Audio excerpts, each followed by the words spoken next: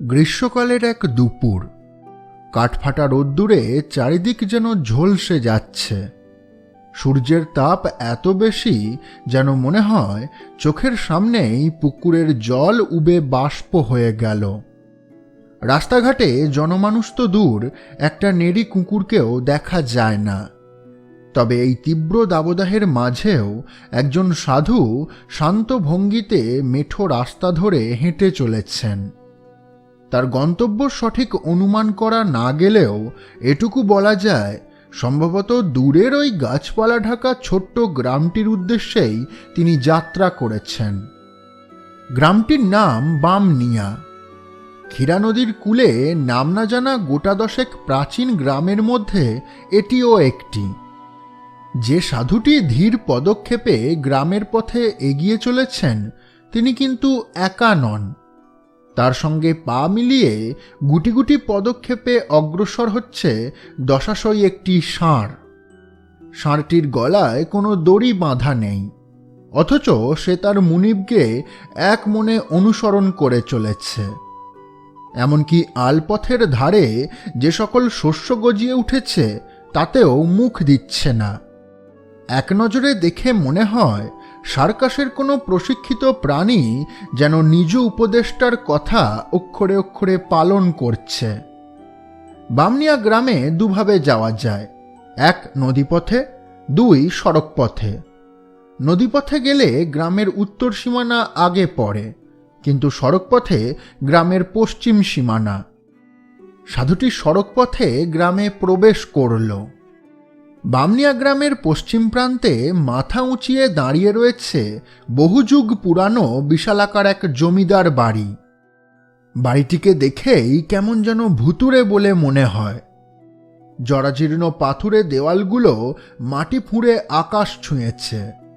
জায়গায় জায়গায় পলেস্তারা খসে পড়ছে। ইটের ফাঁকে ফাঁকে বট, অশ্বত্থ ইত্যাদি নানা উদ্ভিদ গজিয়েছে। বাড়ির আনাচে কানাচে বুক সমান উঁচু ঘাস দেখে যতটা অনুমান করা যায়, তাতে বলতে পারি এ তল্লাটে ঘরবাড়ি পরিচর্যার লোক খুব একটা নেই, আর থাকলেও তারা এদিকে পা মারায় না। বাড়ির বর্তমান মালিকের নাম সনাতন চক্রবর্তী। যেটুকু জানা যায়, 18 শতকের শেষের দিকে জমিদার সিদ্ধেশ্বর চক্রবর্তী এই ইমারত নির্মাণ করেছিলেন। বছর 50 আগেও এ বাড়ির সদস্য সংখ্যা ছিল শতাধিক। তবে বর্তমানে 5 ঘর লোক ছাড়া বাকিরা সবাই শহরে চলে গেছে। পড়ে আছে কেবল সনাতন চক্রবর্তী এবং তার সাঙ্গপাঙ্গরা। সূর্য তখন মাথার ওপর থেকে ধীরে ধীরে পশ্চিম আকাশে সরতে লেগেছে। সাধুটি ষাঁড়টিকে সঙ্গে নিয়ে জমিদার বাড়ির পার্শ্ববর্তী কাঁচামাটির রাস্তা বরাবর ধীর পায়ে এগিয়ে চলেছিলেন। হঠাৎ ষাঁড়ের ডাকে তার যাত্রায় বিঘ্ন ঘটল। তিনি থমকে দাঁড়িয়ে পড়েন, মুখ ফিরিয়ে ষাঁড়টির পানে তাকান, বলে ওঠেন, কি বলছিস? জল খাবি? তেষ্টা তো আমারও অনেকক্ষণ ধরেই পেয়েছে, কিন্তু এই ভর দুপুরে জল কোথায় পাই? দাঁড়া, এই বাড়িটা একবার দেখি। তবে এই বাড়ির যা অবস্থা, তাতে এখানে কেউ থাকে বলে তো মনে হয় না। এই বলে তিনি সম্মুখের ভাঙা পাথুরে সিঁড়ি বরাবর কয়েক পা ওপরে উঠে যান। তারপর উই ধরা স্যাঁতস্যাঁতে কাঠের পাটাতনযুক্ত বৃহদাকার ফটকটিতে সজোরে টোকা দিয়ে চেঁচিয়ে ওঠেন, কেউ আছেন? শুনছেন? এখানে কি আদেও কেউ থাকেন? কিছুক্ষণ সব চুপচাপ। সাধুটি পিছন ফিরে ষাঁড়টিকে কিছু একটা বলতে যাচ্ছিলেন, হঠাৎ ক্যাঁচ শব্দে কাঠের পাল্লা দুটি খুলে যায়। ভিতর থেকে উঁকি দেয় রুগ্ন কঙ্কালসার একটি মাথা। তবে সেটি কোনো আশ্চর্য ঘটনা নয়। আসল ব্যাপার হলো, দরজার ফাঁক দিয়ে আগন্তুক ব্যক্তির পশ্চাদে যে দৃশ্য দেখা যাচ্ছে, তা সাধু মহাশয় মোটেও কল্পনা করেননি। এটি কোনো বাড়ির দরজা নয়, কারণ দরজার ওপারে গোবরের গোলা দেওয়া উঠান চোখে পড়ে। উঠানের ওপাশে রয়েছে প্রাসাদ সমান একটি ইমারত। পাথর বালি চুন দিয়ে গড়া স্থূলকায় স্তম্ভ, বাঁধানো মেঝে, জংধরা ধাতব ফটক, অগুন্তি ঘর এবং খড়খড়ির জানালা প্রমাণ দেয় এ বাড়ি পুরাতন আমলের। বামনিয়া গ্রামে কোনো কালে এরূপ পাকাপোক্ত ইমারত ছিল এবং এখনও সেই স্থাপত্য জীবাশ্মের ন্যায় টিকে রয়েছে, তা সাধুর আশাতীত। এদিকে আগন্তুক ব্যক্তি দরজা ঠেলে বেরিয়ে এসেছেন। কেমন একটা ক্ষণক্ষণে নাকি সুরে তিনি বলে ওঠেন, কি হে, ভর দুপুরে ডাকাডাকি করছো কেন? আগে আমি নীল মানুষ, পথে পথে ঘুরে বেড়াই। আসলে আমার এই সন্তানটা বড়ই তৃষ্ণার্ত, তাই আপনি যদি একটু জলের ব্যবস্থা করে দিতে পারেন তাহলে ভারী উপকৃত হই। আগন্তুক দেখে নীল মানুষের অঙ্গুলি অদূরেই উপস্থিত একটি ষাঁড়ের পানে নিবদ্ধ। সে ভাবে লোকটি বোধহয় পাগল, নয়তো একটা ষাঁড়কে কখনো কেউ সন্তান বলে? তাছাড়া নামটাও কেমন খটোমটো, নীল মানুষ, এমনও বুঝি কারো নাম হয়? সে জিজ্ঞেস করে, নীল মানুষ, এ আবার কি ধরনের নাম? ঈষৎ হেসে নীল মানুষ উত্তর দেন, প্রকৃতি যার যা নামকরণ করেছেন তাকে তো সেটা মাথা পেতে নিতেই হবে। প্রকৃতি? সে আবার কে? তোমার মা? আগে তিনি সবার মা, আমার, আপনার, সকলের। এমনকি এই ধরিত্রীর প্রতিটি মৌল, তা সে সজীব কিংবা মৃত, সবারই মা। আগন্তুক বোঝে তার ধারণাই সঠিক। এ ব্যক্তির নির্ঘাত মাথা খারাপ হয়েছে, নয়তো এমন আলপটকা কথা কে বলে যেগুলির অর্থ সে বুঝতেও পারছে না। আচ্ছা আচ্ছা, তুমি দাঁড়াও একটু, হ্যাঁ, আমি ভিতর বাড়ি থেকে খাওয়ার জল এনে দিচ্ছি। তাতে কিছু দেরি হতে পারে, তাহলে তুমি চলে যাও না যেন। কথা শেষ করে সে দরজা পেরিয়ে উঠোনে পা দিল। যেতে যেতেই দূর থেকে বলে উঠল, ও, আমার পরিচয়টাই তো দেওয়া হয়নি। আমার নাম কিঙ্করলাল চক্রবর্তী। এই জমিদার বাড়ির দেখভালের দায়িত্ব এখন আমার। তুমি কিছুক্ষণ দাঁড়াও, আমি আসছি, এসে কথা হবে। কিঙ্করলাল কথা বলতে বলতেই ভিতর বাড়ির পথে মিলিয়ে গেল। নীলমানুষ মাথা তুলে জমিদার বাড়ির পাহাড় সমান ফটকটি নজর করলেন। শ্যাওলা ধরা মলিন দেওয়ালগুলি দেখে তিনি বাড়ির বর্তমান আর্থিক অবস্থা অনুমান করতে পারলেন। কিছু সময় পর চক্রবর্তী মশাই ফিরে এলেন।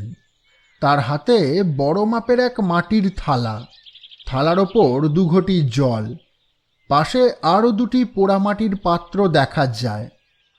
পাত্র দুটির একটিতে গুড় বাতাসা এবং অন্যটিতে বেশ কিছুটা ভুসি রাখা আছে।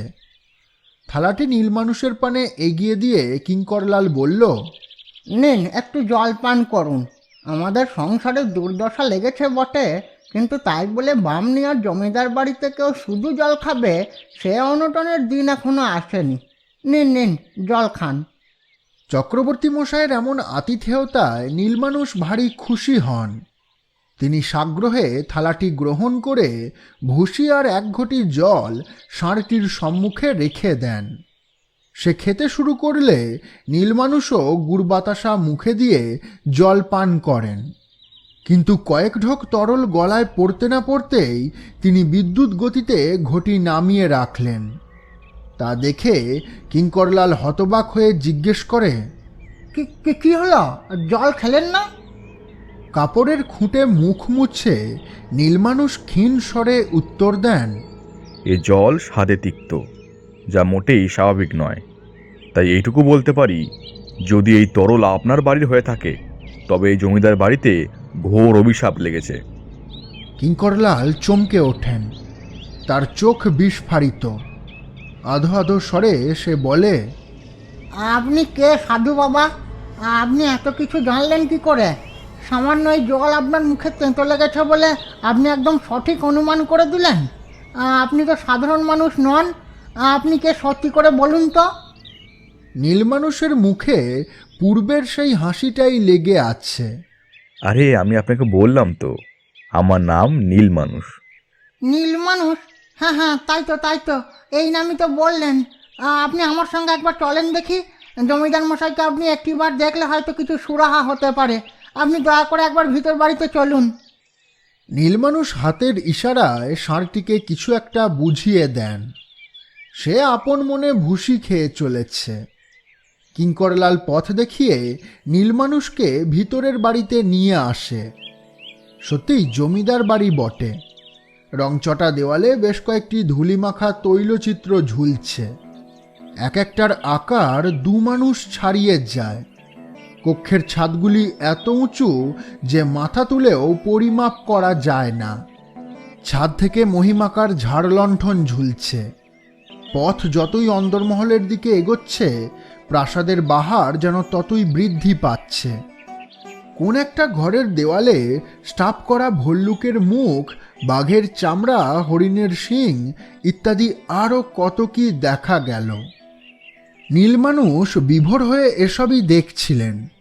সম্বিত ফিরল কিঙ্করলালের ডাকে। আগে এই যে এসে গেছি।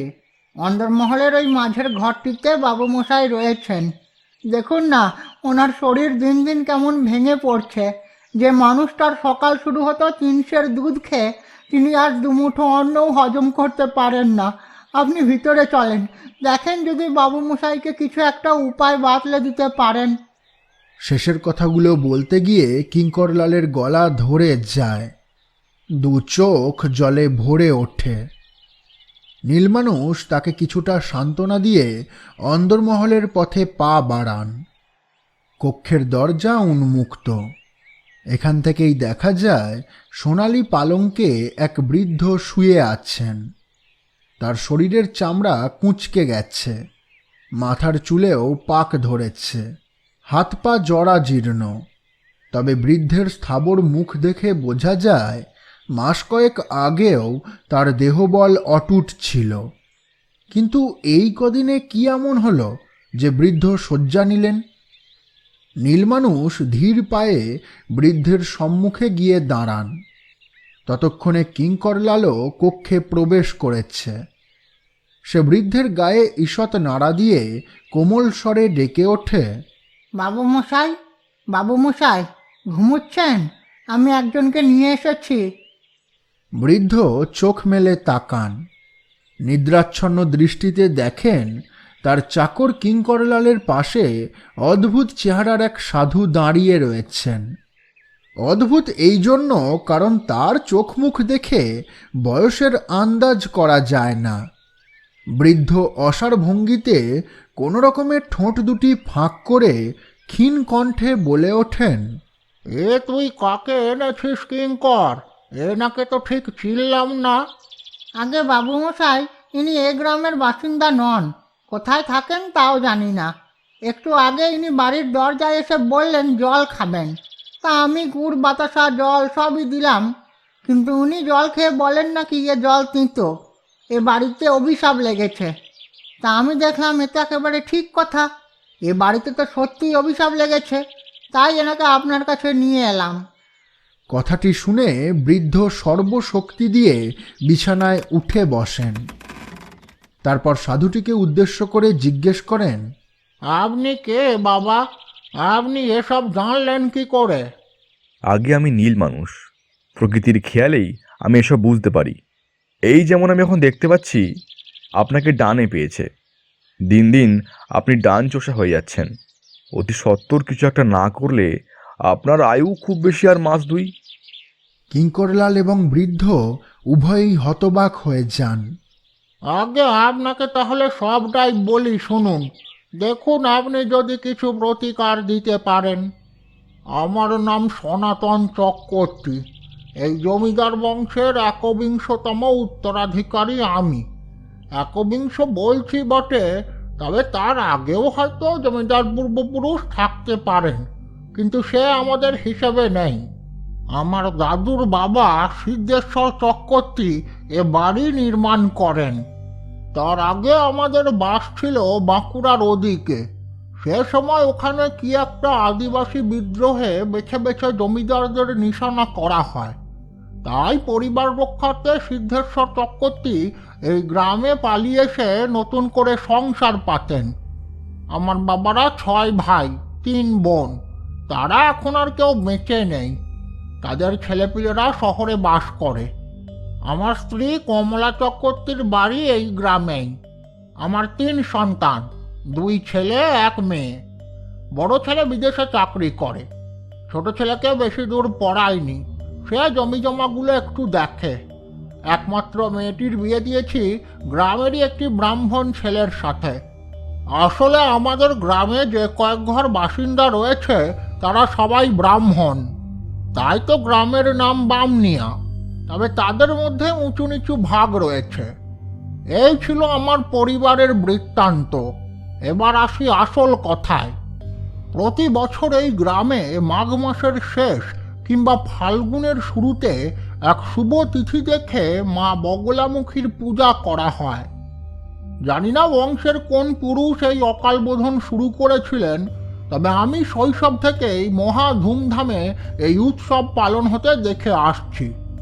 এতদিন পর্যন্ত আমাদের পরিবারের কুলপুরোহিত নবারুণ রায় একাই পুজো পাঠ সম্পন্ন করতেন। প্রতিমা নির্মাণ থেকে প্রতিমা নিরঞ্জন পুরোটাই তার দায়িত্বে থাকত। কিন্তু সমস্যা হলো, গত বছর বর্ষাকালে ম্যালেরিয়ার জ্বরে তিনি মারা গেছেন। বিশ্বাস করুন, ডাক্তার, বদ্যি, অ্যালোপ্যাথি, হোমিওপ্যাথি কিছুই বাদ রাখিনি। তা সত্ত্বেও ওনাকে বাঁচানো গেল না। বয়স তো অনেকটাই হয়েছিল, উনি নিঃসন্তানই মারা গেলেন।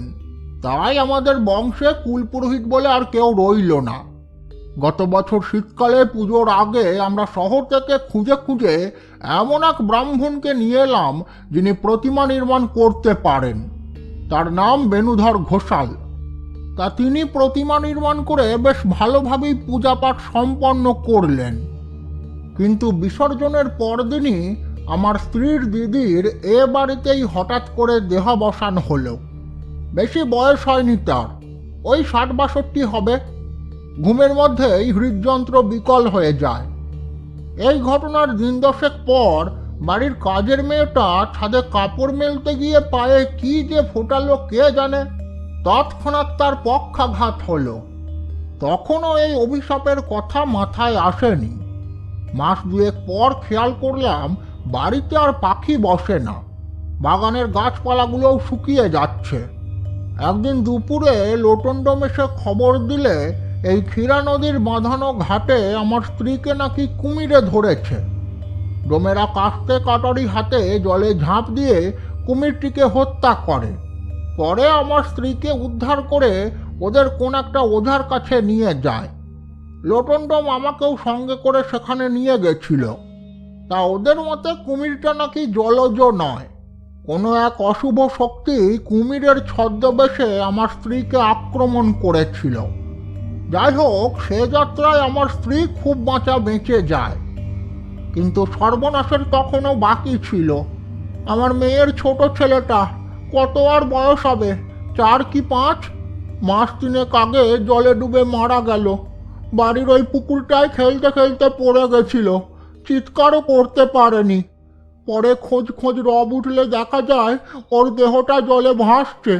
দাদু হয়ে নাতির মৃত্যু হওয়া কি এত সহজ ব্যাপার?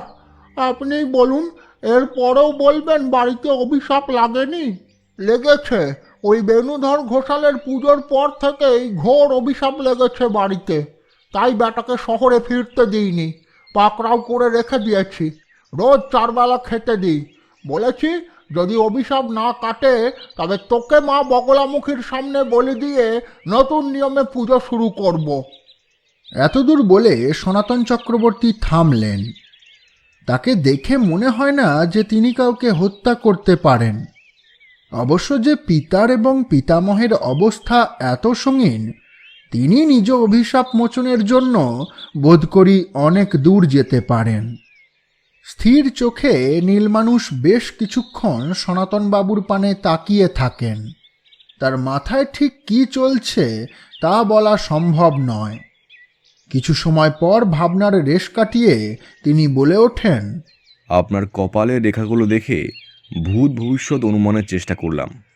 আচ্ছা, আপনাদের বাড়িতে এই মুহূর্তে কি কোনো গর্ভবতী নারী আছেন? সনাতন চক্রবর্তী একটুও না ভেবে উত্তর দেন, হ্যাঁ, আমার ছোট ছেলের বউটা 7 মাসের পোয়াতি। দেখুন, আমি আপনাকে যা যা বলবো তা যদি অক্ষরে অক্ষরে পালন করতে পারেন তবে এই অভিশাপ থেকে সাময়িক মুক্তি সম্ভব। আসলে দেবী কোনো কারণে রুষ্ট হয়ে আপনাদের বাড়ি পরিত্যাগ করেছেন। তাকে ফিরিয়ে আনার উপায় আমি জানি না, তবে এইটুকু জানি যে আপনাদের বাড়ির নৈরিত কোণে মাটির তলায় ঠিক 3 মানুষ গভীরে একটা কঙ্কাল পোতা আছে। সেটি বড়ই অভিশপ্ত। সেটাকে যত তাড়াতাড়ি সম্ভব মাটি খুঁড়ে তুলে হিন্দু শাস্ত্র মতে দাহ করে অন্তিম ক্রিয়া সম্পন্ন করুন। এটি না করলে আপনার বৌমার গর্ভের সন্তানটি ভূমিষ্ঠ হওয়ার আগেই কিন্তু মারা যাবে। আর আপনার সুবিশাল বাগানবাড়ির ঈশান কোণে যে জোড়া তাল গাছ আছে সেই দুটোকে শীঘ্রই কেটে ফেলার ব্যবস্থা করুন। ওই তাল গাছের ডান, কিরচিতা এদের বাস। আপনার স্বাস্থ্যহানির মূল কারণ ওরাই। তবে গাছ কাটার সময় খেয়াল রাখবেন 42 কোপের বেশি যেন আঘাত না পড়ে। পড়লেই গাছ দিয়ে রস না বেরিয়ে রক্তক্ষরণ শুরু হবে। তখন কিরচিতারা আপনাদের কাউকে কিন্তু ছাড়বে না। কিন্তু 42 কোপের ভিতর তালগাছ দুটোকে কাটতে পারলে এ বিপদ এড়ানো সম্ভব। কথাগুলি শুনে জমিদার সনাতন চক্রবর্তী যেন কিছুটা হাঁপ ছেড়ে বাঁচছেন। তা না হয় বুঝলাম, কিন্তু এ অভিশাপ থেকে কি সম্পূর্ণ মুক্তি সম্ভব নয়? নীলমানুষ একটু ভাবেন, তারপর জবাব দেন, তা বলা মুশকিল। আপনাদের কুলপুরোহিত যদি মৃত্যুর আগে কোনো ইঙ্গিত না দিয়ে যান তবে আমার পক্ষে কিছু করা সম্ভব নয়। আচ্ছা, আপনি একটু ভেবে বলুন দেখি, উনি কখনো কি মা বগলামুখীর সম্বন্ধে কিছু বলেছিলেন? না, সেরকম তো কিছু মনে পড়ছে না। তবে হ্যাঁ, মারা যাবার 2 দিন আগে তিনি আমাকে জোর তলব করেন। তা আমি গড়িমসি করে যখন তার বাড়ি পৌঁছাই তখন তিনি মৃত্যুশয্যায়। আমাকে দেখে তিনি করুণ স্বরে কয়েকটি কথা বলেন। কথাগুলি মন দিয়ে শুনলে ছড়া বা ধাঁধা বলে মনে হয়। নীলমানুষের মুখে হাসি দেখা যায়। জানতাম উনি এত বোকা হবেন না যে স্বেচ্ছায় দেবীকে ক্রুদ্ধ করবেন। তা কি বলেছিলেন উনি? আগে উনি যে কথাগুলি বলেছিলেন তা কিছুটা এই রকম: নদী পার হয়ে মায়ে নাও বাঁক, খুঁজে দেখো পাও নাকি পলাশের ঝাঁক, সেই গাছটারি 16 হাত ছাড়ি, দক্ষিণ আনতে দাও ক্ষুরোধার গাড়ি, পৃষ্ঠের লাল মাটি সরালেই পাবে খাঁটি, বিগ্রহ গঠনের মক্ষম চাবিকাঠি, সেই চাবি আনিয়া উগ্রগণ জানিয়া, উষ্ণ বিন্দু তার মিশাইয়া তাতে, পীতবস্ত্র ধারিণী শত্রু সংহারিণী, দুষ্ট দমন ঘটে বগলার হাতে। নীলমানুষের মুখে হাসি আরো চওড়া দেখায়। ওহো, এই ব্যাপার। শুনুন তবে, আপনাদের জমিদার বাড়িতে যে অভিশাপ লেগেছে তা মোচনের দায়িত্ব আমার নয়। প্রকৃতি এক অন্য মহামানবকে এই পুণ্যার্জনের সুযোগ দিয়েছেন। এবছর শীতকালে অসময় এক বৃষ্টিস্নাত সকালে সেই মহামানব নদী পথে আপনাদের গ্রামে এসে উপস্থিত হবে। একমাত্র তার দ্বারাই আপনার বংশ এই বিপদ থেকে রক্ষা পাবে। এর পূর্বে আমি যে 2টি কাজের কথা বলেছিলাম সেই দুটো করলে আপনার বৌমা আর আপনি সাময়িক স্বস্তি পাবেন। তবে আপনাদের মাথার উপর থেকে বিপদের মেঘ কিন্তু কাটবে না।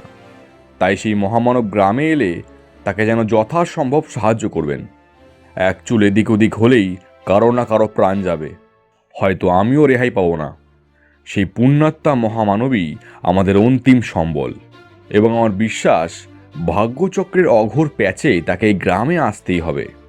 তা সে আপনাদের রক্ষার্থেই হোক কিংবা নিজ উদ্দেশ্য সাধনের জন্য, কিন্তু সে আসবেই। যাই হোক, এখন আমাকে যেতে হবে। হ্যাঁ, আমার সময় হয়ে এসেছে। কথা শেষ করে নীলমানুষ ফিরে যাওয়ার উদ্যোগ নিতেই সনাতন চক্রবর্তী আবারও যেন কোকিয়ে ওঠেন। দাঁড়ান, এভাবে চলে যেন না। আমাকে অন্তত বলে যান কে সেই মহামানব, আমি কি তাকে চিনি? পিছু ফিরে না তাকিয়েই নীলমানুষ উচ্চ স্বরে বলতে থাকেন, আপনি কি করে চিনবেন? আমি নিজেই এখন তাকে ভালো করে চিনি না। তবে তার ব্যাপারে প্রকৃতি জানান দিচ্ছেন, যন্ত্র না হয়েও যে মানুষ যান্ত্রিক, তন্ত্র না শিখেও সে বাদল তান্ত্রিক।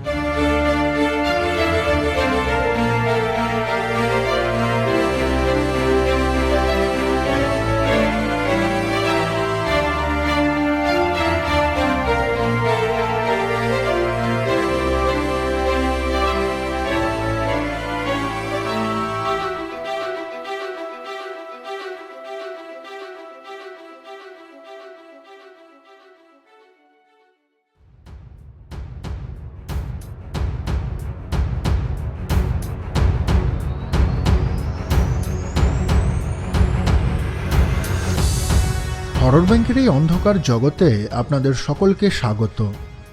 আজ আপনারা শুনবেন তান্ত্রিক ইউনিভার্সের অন্তর্গত বাদল তান্ত্রিক অরিজিন স্টোরি তৃতীয় তথা অন্তিম পর্ব। এর আগের ঘটনাগুলো একটু মনে করিয়ে দিই। কলকাতার এক স্বনামধন্য ব্যাংকের কর্মচারী বাদল রায় একদিন জানতে পারেন প্রত্যহ দুপুরের দিকে সাধু বেশে একটি ভিক্ষু তার বাড়িতে এসে স্ত্রী আরজিকাকে নাকি নজর দেয়। সপ্তাহের শেষের দিকে ব্যাপারটা যাচাই করতে গেলে সাধুটির সাথে তার হাতাহাতি হয়ে যায়। রাগের বশে বাদল তার মুখে থুতু দেয়। অন্যদিকে উন্মত্ত জনতার হাত থেকে একটি ষাঁড়কে বাঁচানোর পর সে জানতে পারে সেদিন ওখানে কেউ ছিল না। এমনকি যে দোকান থেকে ষাঁড়টি সবজি খেয়েছিল সেই দোকানদারও বলেন সেদিন নাকি তিনি দোকানই খোলেননি। এসব চিন্তা মাথায় নিয়ে অসময়ের বৃষ্টিস্নাত এক সন্ধ্যায় বাড়ি ফিরতেই বাদল দেখে তার বাড়ির দরজা খোলা, স্ত্রী আরজিকা উধাও। কেবল বেডরুমে তার পোশাক এবং কিছুটা রক্ত পড়ে থাকতে দেখা যায়। অফিসার বিনয় সামন্ত তদন্তে নেমে বাদলের বিরুদ্ধে বেশ কিছু তথ্য আবিষ্কার করেন। তার সন্দেহ আরও গভীর হয় যখন গড়িয়ার একটি বাড়ি থেকে বাদলের বাবা মার মৃতদেহ খুঁজে পাওয়া যায়। ময়নাতদন্তে জানা যায় তারা উভয়েই গলায় দড়ি দিয়ে আত্মহত্যা করেছিলেন। বাদলের শ্বশুরবাড়ি থেকেও কন্যা অপহরণে তাকেই দায়ী করা হয়। এদিকে রোজ রাতে বাদল আরজিকাকে নিয়ে দুঃস্বপ্ন দেখতে থাকে।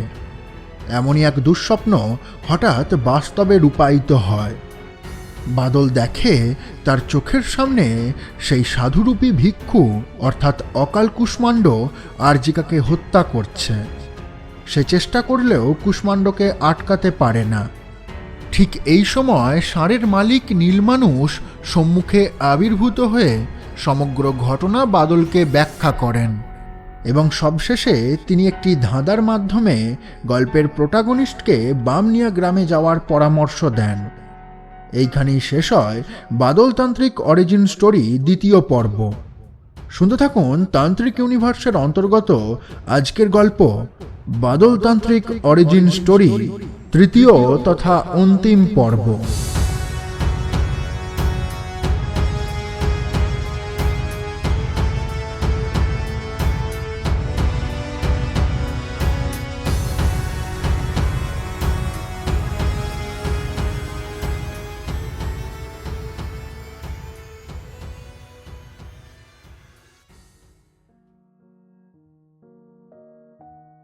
নীলমানুষের কথা মতো জমিদার সনাতন চক্রবর্তী বাড়ির নৈরিত কোণে মাটি খোঁড়ার ব্যবস্থা করেন। দুদিনের দিন মুনিশরা খবর দেয় শৌচাগারের অদূরে মাটির তলায় সত্যি সত্যি একটা কঙ্কাল পোঁতা আছে। সেটিকে অতি সাবধানে মাটি থেকে বের করে হিন্দু শাস্ত্র মতে ক্ষীরা নদীর তীরেই চটকাপুর মহাশ্মশানে দাহ করা হয়। শ্রাদ্ধের বাকি নিয়মকানুনগুলিও যথোচিত পালন করে জমিদার সনাতনবাবু গ্রামের কয়েক ঘর লোককে ডেকে বিরাট মরাভোজের ব্যবস্থা করেন। গ্রামবাসীরা কমবেশি প্রত্যেকেই নিমন্ত্রিত হয়, কিন্তু কি উপলক্ষে তাদের তেল মাছ খাওয়ানো হচ্ছে তা তারা বুঝতে পারে না। কঙ্কালের শ্রাদ্ধ মিটে গেলে বাগান বাড়ির তালগাছ দুটি কাটা হয়। নীলমানুষ বলেছিলেন 42 কোপের কমে গাছ কাটতে হবে। তেনার কথা মতোই ধারালো কুঠার দিয়ে সজোরে 31 কোপ দিতেই হুড়মুড় করে গাছ দুটি ভেঙে পড়ে। বলতে নেই গাছের কাণ্ড দিয়ে স্বাভাবিক রস ছাড়া অন্য কিছুই বেরোয়নি। সনাতন চক্রবর্তীর খুশি দ্বিগুণ হয়ে যায় যখন তার ছোট ছেলের বউ একটি ফুটফুটে পুত্র সন্তানের জন্ম দেয়। তারপর থেকেই রোজ রাতে শোবার আগে জমিদারবাবু জোড়হাত করে অন্তত একটিবার নীলমানুষকে স্মরণ করেন। এদিকে কিঙ্করলালের কাজের চাপ নিত্য নৈমিত্তিক যেন বেড়েই চলেছে। দিন বা রাত যখনই বৃষ্টি নামে তখনই তাকে ছাতা মাথায় ক্ষীরা নদীর শ্মশানঘাটে ছুটতে হয়। কারণ নীলমানুষের মতে ওই নদীপথেই অসময়ের বৃষ্টিস্নাত কোনো এক মুহূর্তে বাদলতান্ত্রিক বামনিয়ায় আসবে। কিঙ্করলাল ভেবেছিল বর্ষাকালটা কেটে গেলে হয়তো সে রেহাই পাবে, কিন্তু না, এবছর প্রতি মাসেই মেঘ বৃষ্টি লেগে আছে। এমনকি অঘ্রাণের এক রাতেও কিঙ্করকে ভিজে ভিজেই নদী পাড়ে ছুটতে হয়েছে। পৌষ মাস শেষ হতে চলল, অথচ বাদলতান্ত্রিকের এখনো পর্যন্ত কোনো দেখা নেই। তাছাড়া কিঙ্কর তো রোজই শ্মশানঘাটের মাথায় দাঁড়িয়ে থাকে। 4-5টা পালতোলা নৌকা দ্রুত বেগে চোখের সামনে দিয়ে বেরিয়ে যায়, কই কেউ তো ঘাটে নোঙর ফেলে না। গত 6 মাসে একটা নৌকাও ঘাটে লেগেছে কিনা তাতে সন্দেহ আছে। কেবল পোবা মাঝির ডিঙিটাই ঘাটের কাছে বাঁধা থাকে। মাঝে মাঝে অনুপ জেলেকেও নৌকা চড়ে মাছ ধরতে যেতে দেখা যায়, তবে গ্রামে নতুন লোক বলতে কেউ আসে না। জমিদার সনাতন চক্রবর্তী ক্রমশ উদ্বিগ্ন হয়ে পড়ছেন। তিনি ভাবেন নীলমানুষের পূর্ববর্তী সকল অনুমান সঠিক প্রমাণিত হয়েছে, তাহলে বাদল কেন এখনো আসছে না? তবে কি সে কোনো বিপদে পড়েছে, নাকি জমিদার মশাই একটু বেশি চিন্তা করছেন? না, অপেক্ষা করা ছাড়া অন্য কোনো উপায় তাদের কাছে নেই। মাঘ মাসের মাঝামাঝি, গতকাল রাত থেকেই বৃষ্টি নেমেছে। তাই ভোর হতে না হতেই কিঙ্করলাল শ্মশানঘাটের পথে ছুটল। ঘাটের মাথায় একটি নৌকা দাঁড় করানো আছে। সাধারণত এ অঞ্চলে যে ধরনের নৌকা দেখা যায়, এ নৌকা সেরকম নয়। 50 আরোহী বড় আরামেই এতে চড়তে পারে। দ্রুত পায়ে ঘাটে পৌঁছাতেই কিঙ্করলালের চোখে পড়ল একজন বছর 25-এর যুবক নৌকা থেকে নেমে মাঝিকে ভাড়া দিচ্ছে। তার গায়ে আধুনিক বস্ত্র, মাথার চুল উস্কো খুস্কো, দেখে মনে হয় যেন বহু সপ্তাহ নাওয়া খাওয়া হয়নি। তবে তার হাতের ছাতাটি বেশ দামি। ছাতা হাতেই সে নৌকার ভাড়া মিটিয়ে দেয়। এ ব্যক্তিকে দেখে কোনো দিক দিয়েই তান্ত্রিক বলে মনে হয় না, তবুও কিঙ্করলালের মন বলছে, নীলমানুষ হয়তো এর কথাই বলেছিলেন, যাই গিয়ে একবার দেখি। সে কয়েক পা এগিয়ে গিয়ে কিছুটা ইতস্তত করে বলে ওঠে, আচ্ছা, আপনি কি বাদলতান্ত্রিক? নিজের নাম শুনে বাদল চমকে মুখ ফেরায়। দেখে এক অস্থিচর্মসার বৃদ্ধ তার কাছে এসে দাঁড়িয়েছে। আগন্তুককে এর আগে কখনো দেখেছে বলে তার মনে পড়ে না। তাহলে এই লোক বাদলের নাম জানল কি করে? সে ক্ষীণ স্বরে উত্তর দেয়, আগে আমার নাম বাদল রায়, তবে আমি কোনো তান্ত্রিক নই। কিঙ্করলাল হতচকিত। নীলমানুষ যে বলেছিলেন এ গ্রামে বাদলতান্ত্রিক আসবে, কিন্তু এ তো বলছে তান্ত্রিক নয়। তবে কি নীলমানুষ অন্য কোনো বাদলের ইঙ্গিত দিয়েছিলেন, যে হয়তো আরও কিছুদিন পর বামনিয়ায় এসে পৌঁছাবে? হাজারটা চিন্তা কিঙ্করের মাথায় পাক খেতে থাকে। এদিকে বাদলের মনেও সন্দেহের উদ্রেক হয়েছে। সে প্রশ্ন করে, আচ্ছা, আপনি আমার নাম জানলেন কি করে? আমি তো আপনাকে চিনি না। একটু কেশে কিঙ্করলাল জবাব দেয়, না না, আসলে কমাস আগে নীলমানুষ নামের এক সাধু গ্রামে এসেছিলেন। নীলমানুষ নামটি শুনতেই বাদলের চোখ ছানা বড়া হয়ে যায়। কিঙ্করলালের বাকি কথাগুলো যেন তার কানে যায় না।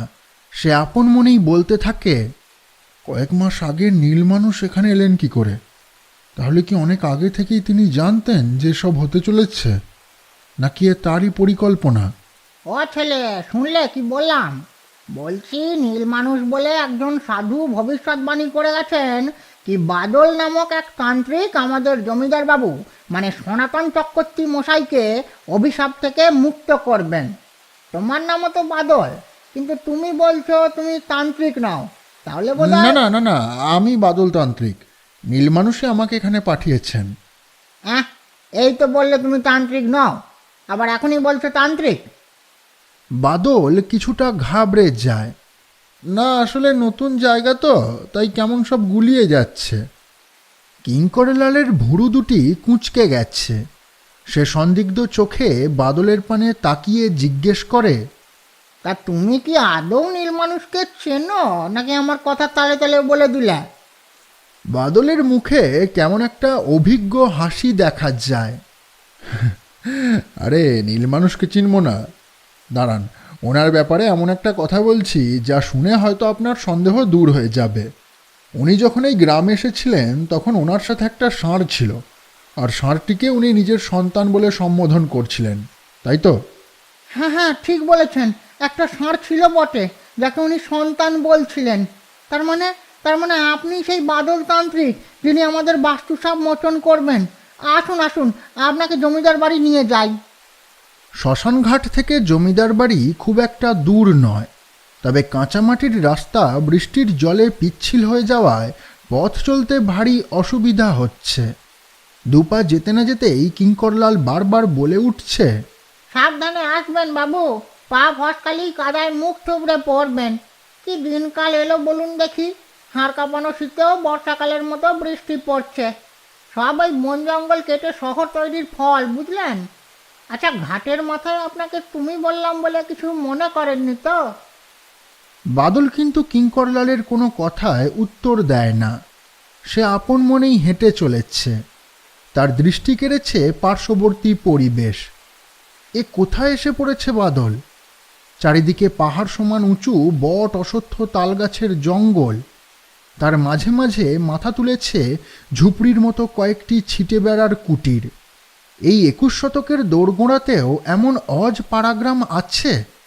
বিদ্যুতের খুঁটি তো অনেক দূরের কথা, খোঁজ নিয়ে দেখতে হবে এখানকার লোকজন এখনো নদীর জল পান করে কিনা। পথের ধারে একটা লোককেও দেখা যায় না। অবশ্য সেটা হয়তো অস্বাভাবিক কিছু নয়, কারণ সাত সকালে এই বৃষ্টিতে জরুরি প্রয়োজন না থাকলে কেউই বাড়ি থেকে বেরোবে না। এসব ভাবতে ভাবতেই সে খেয়াল করে দূরে গম্বুজাকৃতি বিশালাকার এক স্তম্ভ দেখা যাচ্ছে। যতই স্তম্ভের দিকে এগোনো হয় গম্বুজের প্রতিমূর্তি ততই স্পষ্ট হতে থাকে। বাদল বোঝে এটাই প্রাসাদ সমান সেই জমিদার বাড়ি। এত বড় বাড়ি এর আগে বাদল কখনো দেখেনি। ক্ষয়ে যাওয়া পাথর মলিন ঝুলকালিতে দেওয়াল ঢাকা পড়েছে ঠিকই, কিন্তু ইমারতের গরিমা এখনো যেন অবশিষ্ট আছে। সে হাঁ করে মাথা তুলে তাকিয়ে বাড়ির দৈর্ঘ্যপ্রস্থ উচ্চতা আন্দাজের চেষ্টা করছিল। ঘোর কাটল কিঙ্করলালের ডাকে, চলেন চলেন, কি এত দেখছেন? পরে আপনাকে বাড়ি ঘুরিয়ে দেখাবো। এইখানে জমিদার বাবুর কাছে আপনাকে নিয়ে যাওয়াটা দরকার। কিঙ্করলাল বাদলের হাত ধরে এক প্রকার টানতে টানতে তাকে অন্দরমহলে নিয়ে আসে। জমিদার বাড়ির গোলক ধাঁধায় বৃষ্টির শব্দ কোথায় যেন মিলিয়ে যায়। জমিদার সনাতন চক্রবর্তীর শরীর পূর্বের তুলনায় এখন কিছুটা সুস্থ। তিনি ঘুম থেকে উঠে বিছানার ওপরেই বসেছিলেন। চাকর কিঙ্করলাল অচেনা যুবকের সহিত ঘরে ঢুকলো দেখে সনাতনবাবু জিজ্ঞেস করলেন, ও কিঙ্কর, সাত সকালে কাকে নিয়ে এলে? কিঙ্করলাল সোৎসাহে জবাব দিল, আগে বাবু মশাই, এ সেই ব্যক্তি যার কথা নীলমানুষ আপনাকে বলেছিলেন। জমিদারবাবু নিখুঁত দৃষ্টিতে বাদলকে মাথা থেকে পা পর্যন্ত নজর করলেন। তারপর বললেন, সে কি কথা? নীলমানুষ তো বলেছিলেন কোনো এক তান্ত্রিক আসবেন, তা এনাকে দেখে তো কোনোভাবেই তান্ত্রিক বলে মনে হয় না। তাছাড়া এর বয়সই বা কত হবে? তা কিঙ্কর, তুমি সব যাচাই করে নিয়েছো তো? আগে হ্যাঁ বাবু মশাই, এ ব্যক্তি নীলমানুষকে চেনেন। ইনি সেই বাদল তান্ত্রিক।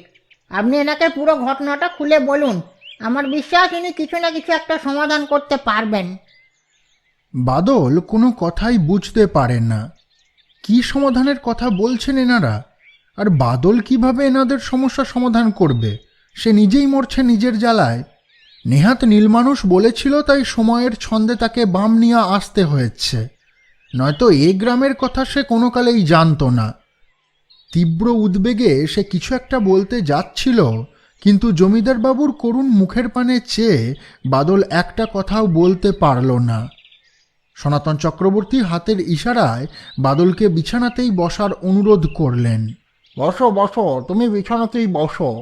চাটাই মাদুর চেয়ার এসব বাইরের লোকেদের জন্য, তুমি আমাদের ঘরের লোক, বুঝলে?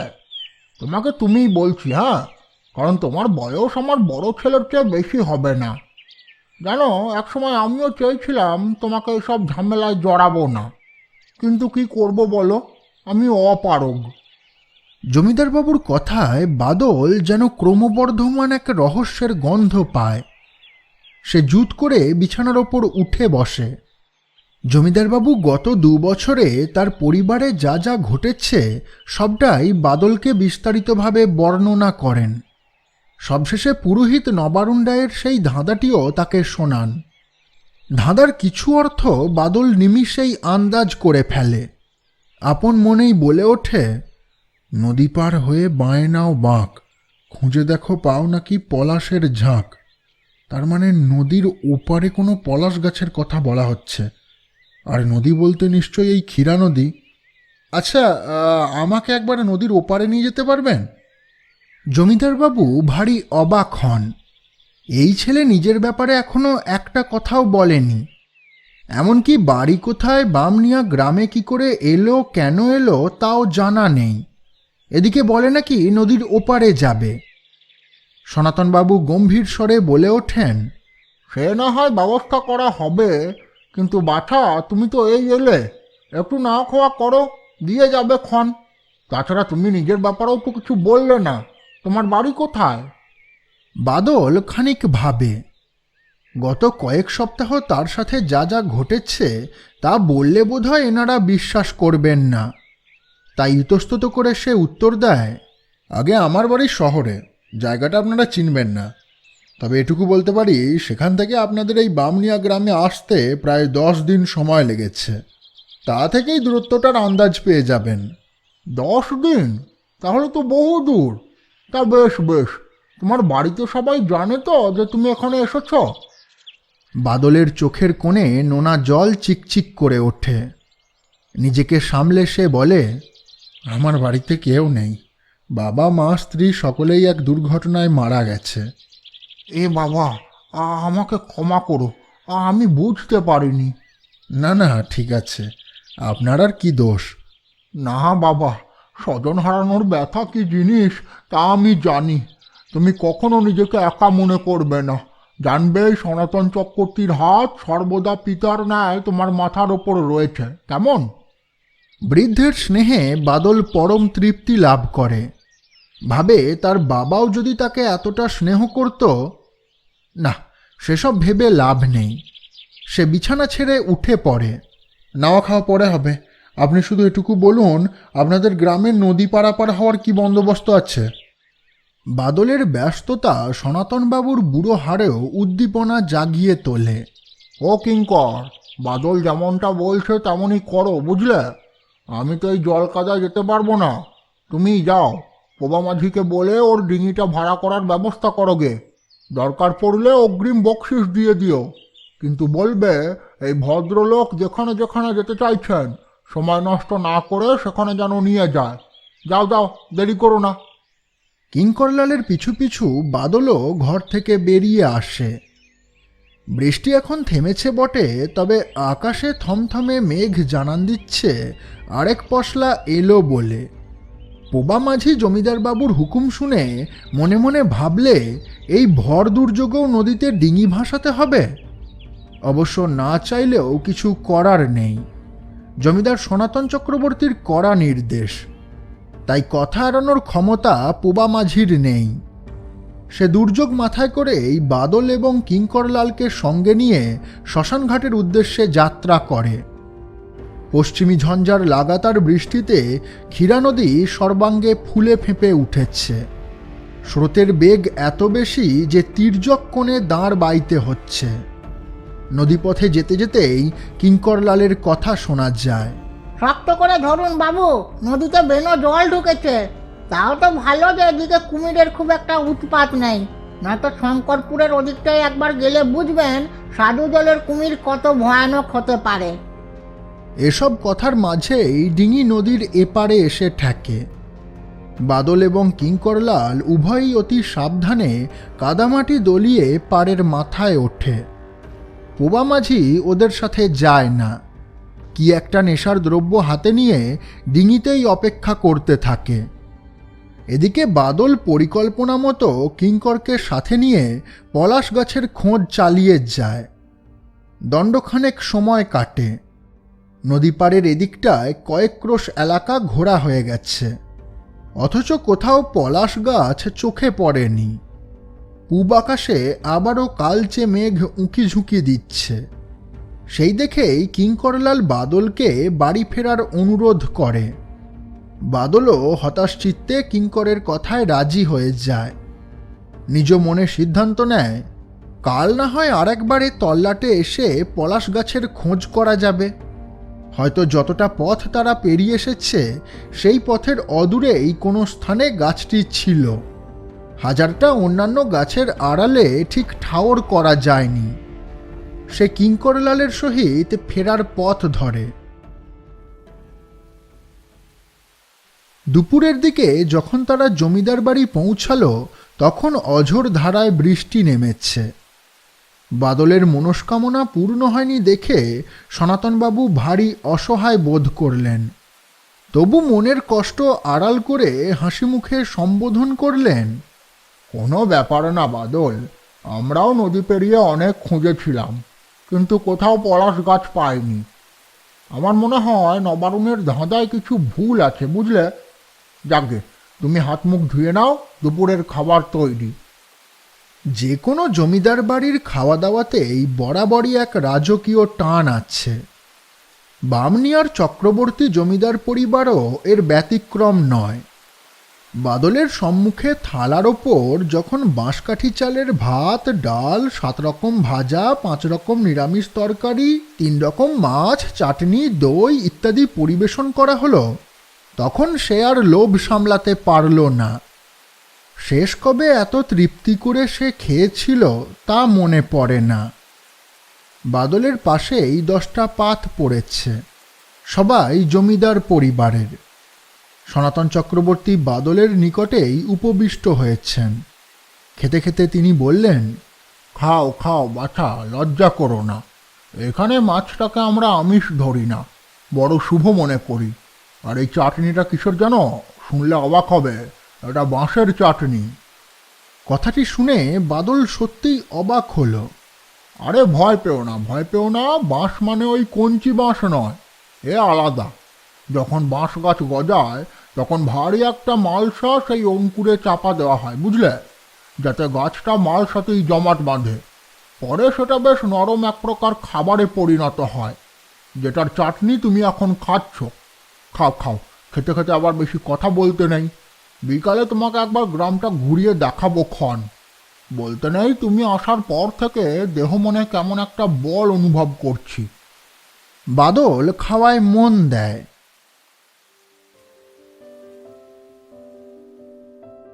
বিকালের দিকে বৃষ্টি একটু থামলে জমিদার সনাতন চক্রবর্তী বাদল এবং কিঙ্করলালকে সাথে নিয়ে বাড়ি থেকে বেরিয়ে পড়েন। বৃষ্টি ভেজা কাঁচামাটির রাস্তা, পথের ধারে দিগন্ত বিস্তৃত বনানী, চিরহরিত গাছগাছালিতে নাম না জানা পাখির ডাক যেন কোনো এক আদিম যুগের ইঙ্গিত বহন করছে। জঙ্গলের মাঝে মাঝেই কয়েক ঘর বসতি রয়েছে। এগুলো অবশ্য আজ সকালে গ্রামে পা দিতেই বাদলের চোখে পড়েছিল। তারই একটার দিকে আঙুল তুলে বাদল সনাতনবাবুকে জিজ্ঞেস করল, আচ্ছা, এই কুটিরগুলোতে কি আদৌ কোনো মানুষ থাকতে পারে? সনাতনবাবু একগাল হেসে উত্তর দিলেন, বাদল, তুমি শহরের ছেলে, রংচঙে বাড়ি, বিদ্যুতের আলো এসব দেখে বড় হয়েছ, কিন্তু এ গ্রামে সেসব কিচ্ছু নেই। জমিদার বাড়ির অমন বাহার দেখলে কি হবে? গাঁয়ের লোকেরা আগে যেমন গরিব ছিল, আজও ঠিক তেমনই হতদরিদ্র থেকে গেছে, কিচ্ছু বদলায়নি। উন্নত ভবিষ্যতের খোঁজে কতজন যে গাঁ ছেড়ে শহরে পালিয়েছে তার হিসেব নেই। মাটির কুটিরই এখানকার বাসিন্দাদের একমাত্র সম্বল। আর তুমি যে কুটিরটা দেখাচ্ছ, ওটা তো আমাদের পণ্ডিত মশাইয়ের বাড়ি। এসো, তোমাকে পরিচয় করিয়ে দিই। কথা শেষ হতেই সনাতন চক্রবর্তী পথ পরিবর্তন করে কুটিরের দিকে হাঁটা লাগালেন। বাদলরাও তাকে অনুসরণ করতে লাগল। কুটিরের নিকট পৌঁছাতেই বাদলের কানে এলো পণ্ডিত মশাই জোর গলায় কিছু বলছেন। বোধহয় গ্রামের শিশুদের লেখাপড়া শেখাচ্ছেন। হ্যাঁ, যা ভেবেছি তাই। বিকালেও পণ্ডিত মশাই পড়াতে বসিয়েছেন, এই জন্য ছেলেরা বুড়ো পণ্ডিতের টিকি ধরে টানে। এতবার বলি বিকালটা ছেলেপিলেদের খেলাধুলার সময়, তবু শুনবে না। বেতের ছড়ি ঘুরিয়ে যে 5-6 জন ছেলেকে ধরতে পারবে তাদেরকেই পড়াতে বসাবে। বাদল আরও শোনে পণ্ডিত মশাই বলছেন, জলের দুটো সমার্থক শব্দ কে জানতে চাইলি রে? লেখ লেখ, চক দিয়ে লেখ। জলের সমার্থক শব্দ পানি এবং বাড়ি। বাড়ি বানান কিন্তু 2 র লিখিস না। 2 র হলে তা গৃহ হয়ে যাবে। বাড়ি বানান শুধু র। পণ্ডিতের কথা কানে যেতেই বাদলের মাথায় যেন বিদ্যুৎ খেলে যায়। 2 র, শুধু র? আরে এই সামান্য ব্যাপারটা বুঝতে তার এত সময় লাগলো? তীব্র উত্তেজনায় এক মুহূর্তের জন্য তার কথা আটকে যায়। পরক্ষণেই কঠিন কণ্ঠে সে বলে ওঠে, বুঝেছি, নবারুণ রায়ের ধাঁধার অর্থ বুঝতে পেরেছি। কিঙ্করলালবাবু, আপনি একটা কোদাল নিয়ে এখনই আমার সাথে চলুন তো। সনাতন চক্রবর্তীর মাথার ভিতর যেন সব গুলিয়ে যায়। আরে কোথায় যাবে বাদল? ধাঁধার কি অর্থ বুঝলে? পণ্ডিত মশাইয়ের সাথে অন্তত দেখা করে যাও। আরে দেখা পরে হবে, যা বুঝেছি তা যদি সঠিক হয় তবে আমাদের হাতে বেশি সময় নেই। কিঙ্করলালবাবু, আপনি আবার দাঁড়িয়ে রইলেন কেন? যান যান, এখনই একটা কোদালের ব্যবস্থা করুন। কিঙ্করলাল বাদলের কথা মতো জমিদার বাড়ির দিকে দৌড় লাগায়। বাদল আবার বলে ওঠে, সনাতনবাবু, আমার মনে হয় নবারুণ পুরোহিত নদী পার হওয়ার কথা বলেননি। বলেছিলেন নদীর পার ধরে এগিয়ে যেতে। আমরা র আর 2 র বুঝতে ভুল করেছিলাম। পলাশ গাছ হয়তো নদীর এই পারেই আছে। এতক্ষণে ব্যাপারটা সনাতনবাবুও আন্দাজ করতে পেরেছেন। কিঙ্করলাল ফিরে এলে তিনিও বাদলের সাথে নদী পাড়ের উদ্দেশ্যে যাত্রা করেন। শ্মশানঘাট থেকে ক্রোশ 2 পূব দিকে হাঁটার পর বাদল বামে বাঁক নেয়। এখান থেকে যতদূর চোখ যায় সবই আবাদি জমি। আরও কিছুটা পথ যাওয়ার পর তারা দেখতে পায় সত্যিই মাঠের মাঝখানে আলের ধারে একটি পলাশ গাছ মাথা তুলে দাঁড়িয়ে রয়েছে। বসন্ত আসতে আর দেরি নেই, তাই গাছের তলদেশ খসে পড়া টকটকে লাল ফুলে ভরে গেছে। 3 জনের মুখেই হাসি ফুটে ওঠে। কিঙ্করলাল মহানন্দে বলে, কি আজব কাণ্ড! এ তল্লাটে এত বড় পলাশ গাছ আছে, আর আমরা গাঁয়ের লোক জানতামই না। আমরা কিনা এতদিন নদীর ওপারে খুঁজছিলাম। বাদল দ্রুত পায়ে গাছটির পানে এগিয়ে যায়। তার মনে হয় মাটিতে পড়ে থাকা রক্তরঞ্জিত ফুলগুলি ড্যাব ড্যাব করে যেন তার পানেই চেয়ে আছে। সে কিঙ্করলালকে আদেশ করে, কিঙ্করবাবু, কোদালটা নিয়ে দিকে আসুন। তারপর আমি যেমনটা বলছি তেমনটাই করুন। এই গাছের দক্ষিণ দিকে গুনে গুনে 16 হাত এগিয়ে যান দেখি। কিঙ্করলাল আপত্তি করে না। এদিকে বাদল আপন মনেই বলে চলেছে, সেই গাছটারই 16 হাত ছাড়ি দক্ষিণ আনতে দাও ক্ষুরোধার গাড়ি। মানে গাছের দক্ষিণ প্রান্তে 16 হাত গিয়ে কোদাল দিয়ে সেখানকার মাটি তুলতে হবে। তারপর কি যেন ছিল, হ্যাঁ মনে পড়েছে, পৃষ্ঠের লাল মাটি সরালেই পাবে খাঁটি বিগ্রহ গঠনের মোক্ষম চাবিকাঠি। বেশ, তাহলে মাটি খোঁড়া যাক। হ্যাঁ হ্যাঁ কিঙ্করবাবু, ওই জায়গাটাতেই মাটি খুঁড়ুন। বাদলের আদেশ অনুযায়ী কিঙ্কর নির্দিষ্ট স্থানে চষা জমির ওপর 2-3 কোপ দিতেই আবাদি জমির ভিতর থেকে লাল মাটি বেরিয়ে আসে। বাদল চিৎকার করে ওঠে, হ্যাঁ হ্যাঁ, এই মাটির কথাই বলা হয়েছে। এই মাটি সরাও, এর নিচে নিশ্চয়ই অন্য কোনো প্রকার মাটি আছে।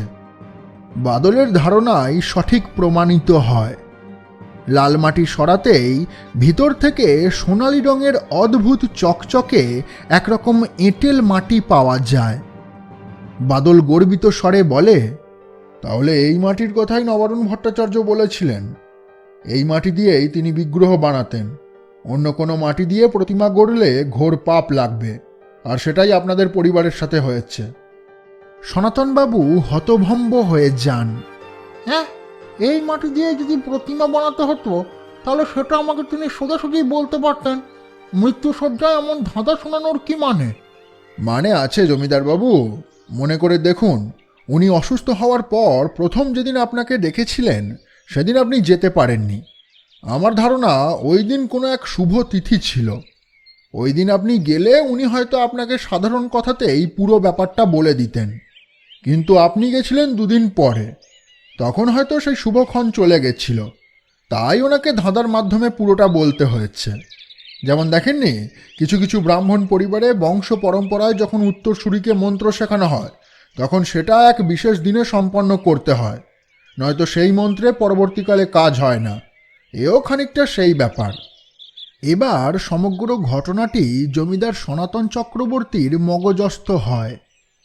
পরক্ষণেই আবারও বাদলের কথা শোনা যায়। আচ্ছা শুনুন, সন্ধ্যা নামলো বলে জায়গাটা চিনে রাখলেন তো? তাহলে কাল সকালে কিছু লোককে শুদ্ধ কাপড়ে ঝুড়ি আর কোদাল সমেত এখানে পাঠিয়ে দেবেন। তারা প্রয়োজনীয় মাটি তুলে জমিদার বাড়িতে নিয়ে যাবে। আর আমাকে একবার সেই পুরোহিতের কাছে নিয়ে চলুন দেখি, যাকে আপনারা শহর থেকে এখানে পুজো করতে নিয়ে এসেছিলেন। কি যেন নাম ছিল, বেনুধর নাকি? হ্যাঁ হ্যাঁ, বেনুধর, বেনুধর ঘোষাল। কেন বলো তো, তাকে কি দরকার? আপনি নিয়ে চলুন না, আমি সব বলছি। সেদিন সন্ধ্যাতেই জমিদার মশাইয়ের হুকুমে কটা সন্ডামার্কা লোক বেনুধরকে ধরে বাদলের সম্মুখে এনে হাজির করলে। অপরিচিত ব্যক্তিকে দেখে বেনুধর পুরোহিত যেন কোকিয়ে উঠলেন। তিনি ছুটে গিয়ে বাদলের পায়ে লুটিয়ে পড়েন, বলে ওঠেন, আমাকে বাঁচান। আপনাকে দেখে তো শিক্ষিত বলে মনে হয়। এরা দেখুন না কী সব বলছে। আমাকে নাকি এবারের পুজোতে মা বগলামুখীর সামনে বলি দেবে। আমার কি দোষ বলুন? আমি তো পাজি দেখে দিনক্ষণ ঠিক করে ভালো করে পুজো আজা করেছিলাম। কি করে যে বিপদ হলো কে জানে। বাদল তার কাঁধে হাত রাখে। আমি জানি ঠাকুরমশাই, আপনার কোনো দোষ নেই। আসলে আপনার বুঝতে একটু ভুল হয়েছিল। মা বগলামুখীর প্রতিমা অশুদ্ধ মাটি দিয়ে গড়লে যে মহা বিপদ ঘনিয়ে আসবে, তা নবারুণ পুরোহিত মৃত্যুর আগেই ধাঁধার মাধ্যমে জানিয়ে গেছিলেন। আপনারা ওনার কথা ধরতে পারেননি। আমি আজ বিকালেই সেই পরিশুদ্ধ মাটির খোঁজ পেয়েছি। আগামীকাল সকালে আপনি সেই মাটি পেয়ে যাবেন। ওই মাটি দিয়ে প্রতিমা গড়া শুরু করে দিন। ফাল্গুনের দ্বিতীয় সপ্তাহে মায়ের পুজো, সুতরাং আপনার হাতে বেশি সময় নেই। বাদলের কথা শুনে বেনুধর পুরোহিত যেন হাঁপ ছেড়ে বাঁচছেন। হ্যাঁ, আপনি ঠিক বলছেন। ওই মাটি দিয়ে প্রতিমা গড়লে সব অভিশাপ কেটে যাবে। আমি আবার আমার শহরে ফিরতে পারবো। বাদল হেসে ওঠে। আরে হ্যাঁ হ্যাঁ, আপনি শহরে নিজের বাড়ি ফিরতে পারবেন, কিন্তু তার জন্য শুধু প্রতিমা গড়লে চলবে না, নিষ্ঠা সহকারে মায়ের পুজো সম্পন্ন করতে হবে, কেমন? বহুদিন পর বেনুধর ঘোষালের মুখেও হাসি দেখা গেছে। তিনি বাদলকে গদগদ কণ্ঠে ধন্যবাদ জানিয়ে বিদায় নেন।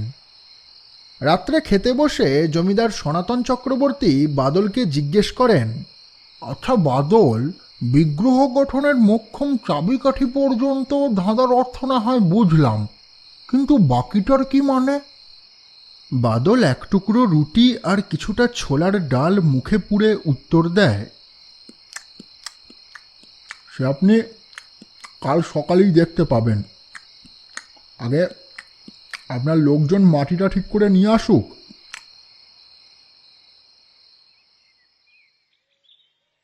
পরদিন সকাল হতে না হতেই জমিদার বাড়িতে হুড়োহুড়ি লেগে যায়। ২০-২৫ জন লোক সনাতনবাবুর পরামর্শে স্নান করে শুদ্ধ কাপড়ে মাথায় ঝুড়ি নিয়ে বাড়ি থেকে বেরিয়ে পড়ে সোনালি মাটির খোঁজে।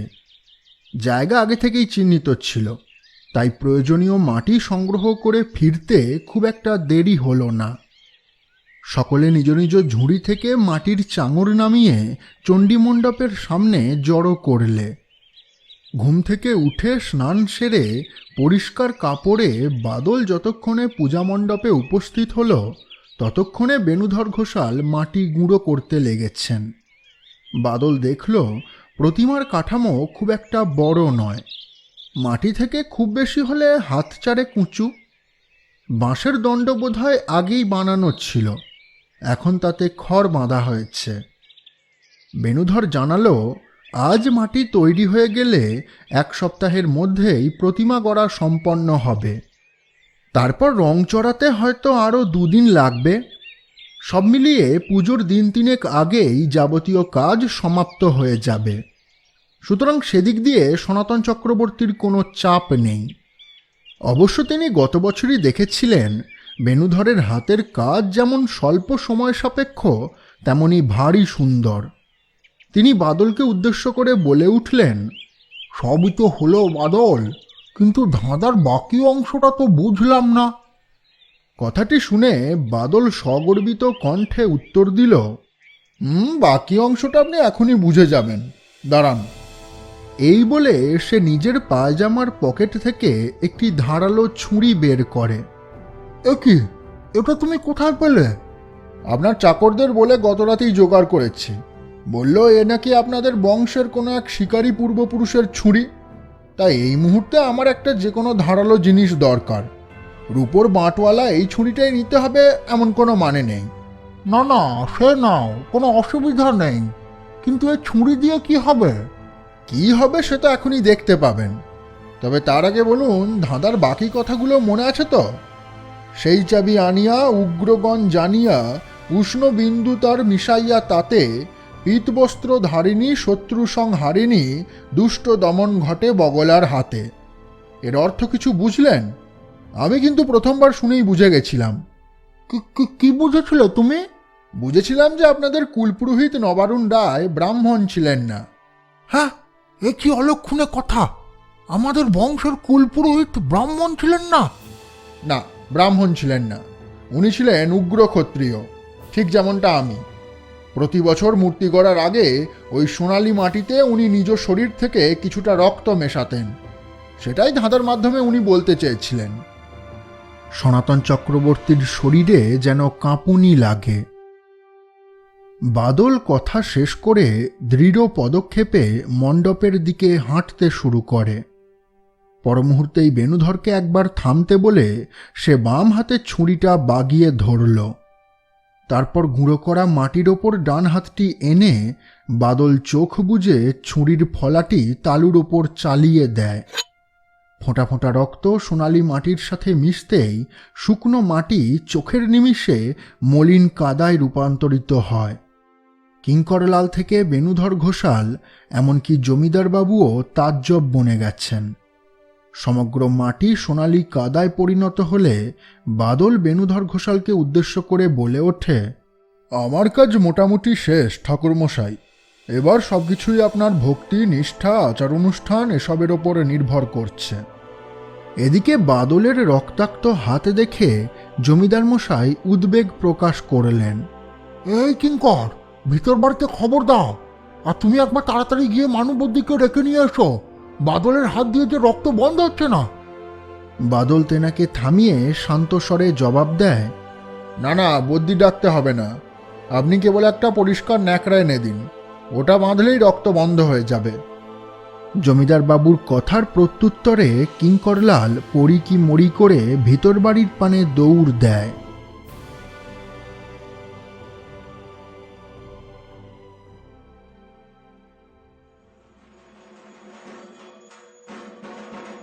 এই ঘটনার দিন দশেক পরের কথা। বামনিয়া গ্রামের জমিদার বাড়িতে মহা ধুমধামে মা বগলামুখীর পূজা শুরু হয়েছে। গ্রামের সকলেই সেখানে নিমন্ত্রিত। 8 থেকে 80 সবাই পূজা মণ্ডপের সম্মুখে হাজির হয়েছে এই অকাল বোধনে যোগদান করার জন্য। পুরোহিত বেণুধর ঘোষাল পুষ্প সমাহারে পূজা পাঠ করছেন।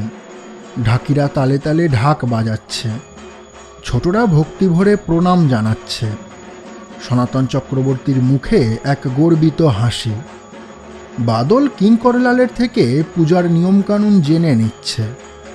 জমিদার বাড়ির এই অকাল বোধনের ধারা একটু আলাদা। শুভ তিথি দেখে এক মধ্য রাতে মা বগলামুখীর পূজা শুরু হয়, চলে পরদিন সন্ধ্যা পর্যন্ত। সন্ধ্যা পেরোলে সেই রাতেই প্রতিমা বিসর্জন করে দিতে হয়। যে রাতে পূজা শুরু হয় সে রাতে মণ্ডপে পূজারী ছাড়া অন্য কারোর থাকা চলে না। 4 প্রহর শেষ হলে তখন যে কেউ আসতে পারে। বেলার দিকে পুজো শেষ হওয়ার পর উপস্থিত সকলকে ফলাহার করানো হয়। দুপুরে থাকে নিরামিষ খিচুড়ি ভোগ। তারপর বিকেল গড়ালেই পুজো আজার নিয়মানুযায়ী সন্ধ্যারতির পালা শুরু হয়। গভীর রাত্রে বিসর্জনের পর গ্রামবাসীরা সবাই লুচি, পায়েস আর পাঁঠার মাংসে নিজ নিজ ভোজন সম্পন্ন করে। বিসর্জনের রাতে আমিষ খেতে অসুবিধা নেই। বাদলের মনে হয় সে যেন ছোটবেলার কোনো এক দুর্গোৎসব পালন করতে এই বামনিয়া গ্রামে এসেছে। চারিদিকে লোকজনের কোলাহল, ঢাকের সুর, ব্রাহ্মণের মন্ত্রপাঠ সত্যিই যেন এক অপরূপ সুন্দর অকাল বোধনের সূচনা করেছে। তার ভারাক্রান্ত মন এখন অনেকটাই শান্ত। ভাগ্যচক্র তাকে কোন পথে নিয়ে চলেছে কে জানে। দেখতে দেখতে দুপুর গড়িয়ে বিকেল হয়, তারপর সন্ধ্যা নামে। কম বেশি 400 লোক খিচুড়ি ভোগ গ্রহণের সুযোগ পায়। খাওয়া শেষে তারা কেউ কিন্তু বাড়ি ফেরে না। আজ তাদের মহা উৎসব। আজ সকাল থেকেই তারা জমিদার বাড়িতে আমন্ত্রিত। রাত্রে বিসর্জনের পর আমিষ প্রসাদ খেয়ে একেবারে পরদিন সকালে সবাই বাড়ি ফিরবে। সুতরাং জমিদার বাড়ির মাহাত্ম্য তাদের কাছে বহু মূল্যবান। সন্ধ্যারতি সুসম্পন্ন। ঢাকিরা পাগলের মতো ঢাক বাজাচ্ছে। কাঁসর ঘণ্টার শব্দে কান ফেটে যাওয়ার উপক্রম। জমিদার সনাতন চক্রবর্তী দাওয়াতে সিংহের ন্যায় উপবিষ্ট হয়ে সমগ্র আচার অনুষ্ঠান উপভোগ করছেন। এমন সময় বাদল দৌড়ে এসে তেনাকে জিজ্ঞেস করে, আচ্ছা, একটা কথা জিজ্ঞেস করছি। বলছি, আপনি বলেননি তো যে আপনার যমজ কন্যা সন্তান আছে? আপনি বলেছিলেন আপনার একমাত্র মেয়ের নাকি গ্রামেই বিয়ে দিয়েছিলেন। তা সে তো নয়, ওই যে দূরে মণ্ডপে দাঁড়িয়ে আছে। তাহলে এই মেয়েটিকে যে ঢাকিদের পাশে দাঁড়িয়ে পুজো দেখছে, দেখুন হুবহু আপনার মেয়ের মতো দেখতে। জমিদারবাবু বাদলের অঙ্গুলি নির্দেশিত নির্দিষ্ট দিকে দৃষ্টি নিক্ষেপ করেন। তার চোখের চাহনিতে বিশেষ কিছু পরিবর্তন লক্ষ্য করা যায় না। তিনি অবাক কণ্ঠে বলে ওঠেন, এসব কি বলছো বাদল? ঢাকিদের পাশে কোন মেয়ে দাঁড়িয়ে আছে? ওখানে তো কেউ নেই। তোমার কি শরীর খারাপ নাকি? বাদলের হাত পা উত্তেজনায় কাঁপতে থাকে। এ কি বলছে জমিদার মশাই? ওই জলজান্ত মানুষটিকে তিনি দেখতে পাচ্ছেন না? ওই তো, ওই মহিলা বাদলের পানে তাকালেন। বাদল দেখে রমণীটি তার পানে একটিবার নজর করেই ধীর পদক্ষেপে বাগানবাড়ির পথে মিলিয়ে গেলেন। বাদল কৃত্রিম হাসি মুখে জমিদারবাবুকে সেখানেই বসতে বলে ঢাকিদের পানে দৌড় দিল। রমণীটি যে স্থানে দাঁড়িয়েছিলেন সেখানে পৌঁছাতেই তার চোখে পড়ে রক্তিম আলতা সিঁদুরের অগুন্তি পদচিহ্ন বাগানের দিকে চলে গেছে। যেন মনে হয় কোনো এক নারী আলতা পায়ে এখনও বাগানের ভিতর হেঁটে চলেছেন। সমগ্র বাগান বাড়ি অজানা এক নীলচে আভায় আলোকিত। বাদলের কানে কানে কেউ যেন বলে, যাবে তুমি সেখানে, মুছে যাবে অভিশাপ, আসবেন দেবী নিয়ে শতছাপ। তবে ভুল হলে জানিয়া নিও তুমি মানিয়া, হেতু করো গুনিয়া, প্রতীক্ষায় বামনিয়া। সে বায়ুবেগে বাগানের পথে ছুটে যায়। নীলচে আলোয় তার শরীরে জ্বালা ধরে, কিন্তু সেসবে তার ভ্রুক্ষেপ নেই। তার চোখ দিয়ে অশ্রু ঝরতে লেগেছে। চাপা কষ্টে কণ্ঠ বুজে যাচ্ছে। তবু উন্মাদের ন্যায় বাদল ডেকে চলেছে, দেবী, দেবী তুমি কোথায়? আমাকে দেখা দিয়ে কেন চলে গেলে? ফিরে এসো দেবী। দেবী তুমি কোথায় গেলে? কাঁদতে কাঁদতে সে হাঁটু ভেঙে বসে পড়ে। ঠিক এই সময় হঠাৎ বাদলের মনে হয় তার পশ্চাদে কেউ যেন দাঁড়িয়ে রয়েছেন। চকিতে মুখ ফেরাতেই সে দেখে নীলকণ্ঠী ময়ূর ন্যায় অপূর্ব সুন্দরী এক নারী তার সম্মুখে আবির্ভূতা হয়েছেন। তার ঐশ্বরিক দৈব কণ্ঠে কিছু কথা উচ্চারিত হয়। বাদল, তোমার চোখের জল মহামূল্যবান, এভাবে তা নষ্ট করো না। তোমার মনস্কামনা আমি পূর্ণ করব, কারণ তুমি আমাকে এই ঘরে ফিরিয়ে এনেছো। কিন্তু তার জন্য তোমাকে যে বলিদান দিতে হবে। চোখ মুছতে মুছতেই বাদল বলে ওঠে, বলিদান? আর কি বলিদান দিতে বাকি আছে? ওরা আমার সব শেষ করে দিয়েছে। আমি আর আপনাকে কি দিতে পারি? দেবীর প্রসাদ তুমি জানো বাদল, দেবীকে কিছু অর্পণ না করলে দেবী কেমন করে জানবেন যে তুমি তার প্রার্থনায় কতটা মরিয়া হয়ে উঠেছ? প্রকৃতির অমোঘ নিয়মে আমার সম্মুখে তোমাকে যে বলিদান দিতেই হবে বাদল। সমগ্র কথাটি তার কানে গেলেও প্রসাদ শব্দটি যেন বারবার তার মাথায় ঘুরপাক খেতে থাকে। প্রসাদ, দেবীর প্রসাদ। নিমিষেই মা বগলামুখীকে নিয়ে শৈশবে শোনা কিছু পৌরাণিক কথা বিদ্যুৎ স্ফুলিঙ্গের ন্যায় তার মগজে খেলে যায়। সে নিজের মাথাটি মায়ের সম্মুখে মাটিতে রেখে হাঁ করে জিহবাটি বের করে আনে। তারপর ডান হাতে করে পাশে পড়ে থাকা একটি সূচালো পাথর তুলে সোজা আঘাত করে জিহবার মধ্যিখানে। সঙ্গে সঙ্গে বাদলের জিভটি কেটে ছিটকে গিয়ে দেবীর চরণে অর্পিত হয়। তীব্র যন্ত্রণায় বাদলের মুখ বেঁকে যায়। তার দৃষ্টিগোচর হয় ছিন্ন জিহবাটি তখনও সজীব প্রাণীর ন্যায় নড়াচড়া করছে। সেই ঐশ্বরিক কণ্ঠে আবারও শোনা যায়, তোমার বলিদানে আমি সন্তুষ্ট হলাম।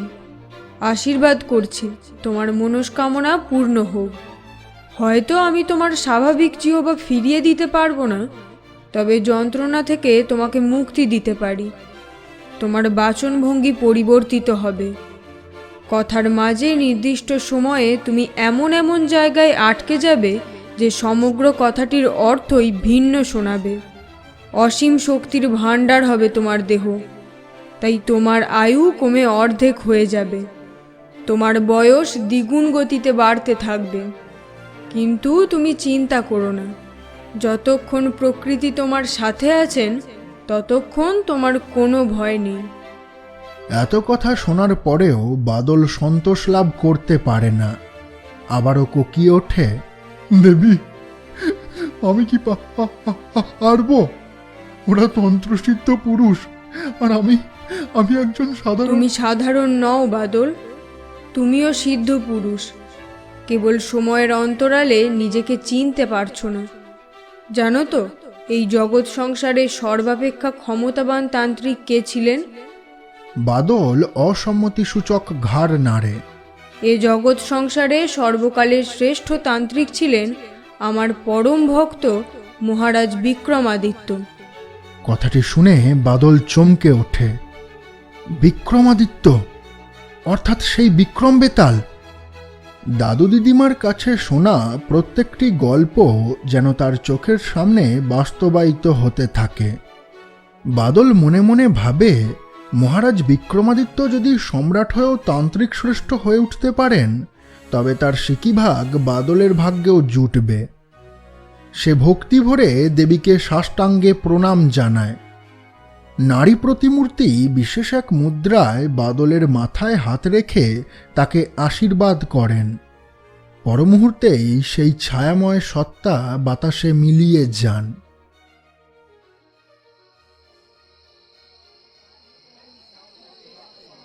প্রতিমা নিরঞ্জন সমাপ্ত হতে মধ্যরাত্রি পেরিয়ে গেল। ক্ষীরা নদীর ঘাটে জনকোলাহল তুঙ্গে। বাড়ি ফেরার পথে সনাতন চক্রবর্তী বাদলের কাঁধে হাত রাখলেন। বললেন, বাদল, পুজো তো ভালোই শেষ হলো, তা এরপর আর কোনো বিপদ হবে না তো? বাদল কোনো উত্তর দিল না, তবে তার আনন্দময় হাসি জমিদার বাবুর মনের সকল দুশ্চিন্তা দূর করল। তিনি আবারও বলে উঠলেন, বাদল, একটা কথা বলছিলাম। বলছি, তোমার যখন শহরে আপনজন বলতে কেউ নেই, তখন তুমি আর সেখানে ফিরে গিয়ে কি করবে? এই বামিয়া গ্রামেই না হয় আমাদের কাছে থেকে যাও। গ্রামের পশ্চিমে 4 বিঘা জমি আর একটা 1.5 তলা বাড়ি তোমাকে দেবো বলে ঠিক করেছি। তুমি রাজি থাকলে বলো, কিঙ্করলালকে বলে তাহলে সব ব্যবস্থা করি। সর্বোপরি তুমি আমার ছেলের মতো। জমিদার মশাইয়ের স্নেহে আপ্লুত হয়ে বাদল না করতে পারল না। সে উত্তর দিল, বেশ, তাই হবে। তবে আমার একটা কাজ কি আছে, সেটাকে সম্পূর্ণ করে আসি। তারপর না হয় এই আমনিয়া গ্রামই আমার স্থায়ী ঠিকানা হয়ে যাবে। সনাতন চক্রবর্তী অবাক নয়নে বাদলের বাচনভঙ্গির আকস্মিক পরিবর্তন লক্ষ্য করলেন, কিন্তু তার সঠিক কারণ নির্ধারণ করতে পারলেন না। বিস্মিত কণ্ঠে তিনি প্রশ্ন করলেন, তুমি তোতলাচ্ছ কেন বাদল? শরীর ঠিক আছে তো? ওই দেখি, মুখটা দেখি। বাদল তৎক্ষণাৎ জমিদার বাবুর কাছ থেকে কিছুটা দূরে সরে যায়। আচ্ছা আচ্ছা, বুঝেছি। মুখ দেখাতে নিশ্চয়ই তোমার কোনো অসুবিধা আছে। বেশ, আমাকে দেখাতে হবে না, কিন্তু এটা তো বলবে যে কোন অবশিষ্ট কাজ সম্পন্ন করতে তোমাকে গ্রামের বাইরে যেতে হচ্ছে। বাদল এ প্রশ্নের যথাযথ উত্তর দেয় না, কেবল কঠিন স্বরে বলে ওঠে, কি কাজ তা আমি আপনাকে বলতে পারবো না, সে অনুমতি নেই। তবে এটুকু জেনে রাখুন, এই কর্ম সম্পাদনের যোগ্য হতেই আমি এ গ্রামে এসেছিলাম এবং আশানুরূপ ফলও পেয়েছি। সুতরাং চিন্তা করবেন না, যত দেরি হোক আপনাকে কথা দিচ্ছি এ গ্রামে আমি ফিরে আসবই। বা আদলতান্ত্রিক কখনো প্রতিশ্রুতি ভঙ্গ করে না। সেরাতে খাওয়া দাওয়ার পর বাদল চুপিসারে গ্রাম থেকে বেরিয়ে পড়ে। পরদিন সকালে চাকর কিঙ্করলাল রোজকার মতো বাদলকে ডাকতে গিয়ে অবাক হয়। সে দেখে বিছানায় কেউ নেই। ভয়ার্ত চিত্তে জমিদার বাবুর কাছে ছুটে যেতেই সে জানতে পারে বাদল বামনিয়া ছেড়ে চলে গেছে। কবে আসবে, আদৌ আসবে কিনা তার ঠিক নেই। তবে জমিদার মশাই এখন অনেকটাই চিন্তামুক্ত। তার দেহ মনে যেন পূর্বের বল ফিরে এসেছে। নব উদ্দীপনায় তিনি নতুন করে স্বপ্ন দেখতে শুরু করেছেন। সনাতন চক্রবর্তী ভাবলেন, বাদল কোনো সাধারণ মানুষ নয়, সে যেন সাক্ষাৎ দেবদূত। সমগ্র বামনিয়া গ্রামকে অঘোর অভিশাপ থেকে রক্ষা করে তার সৌকর্য না নিয়েই সে ফিরে গেছে।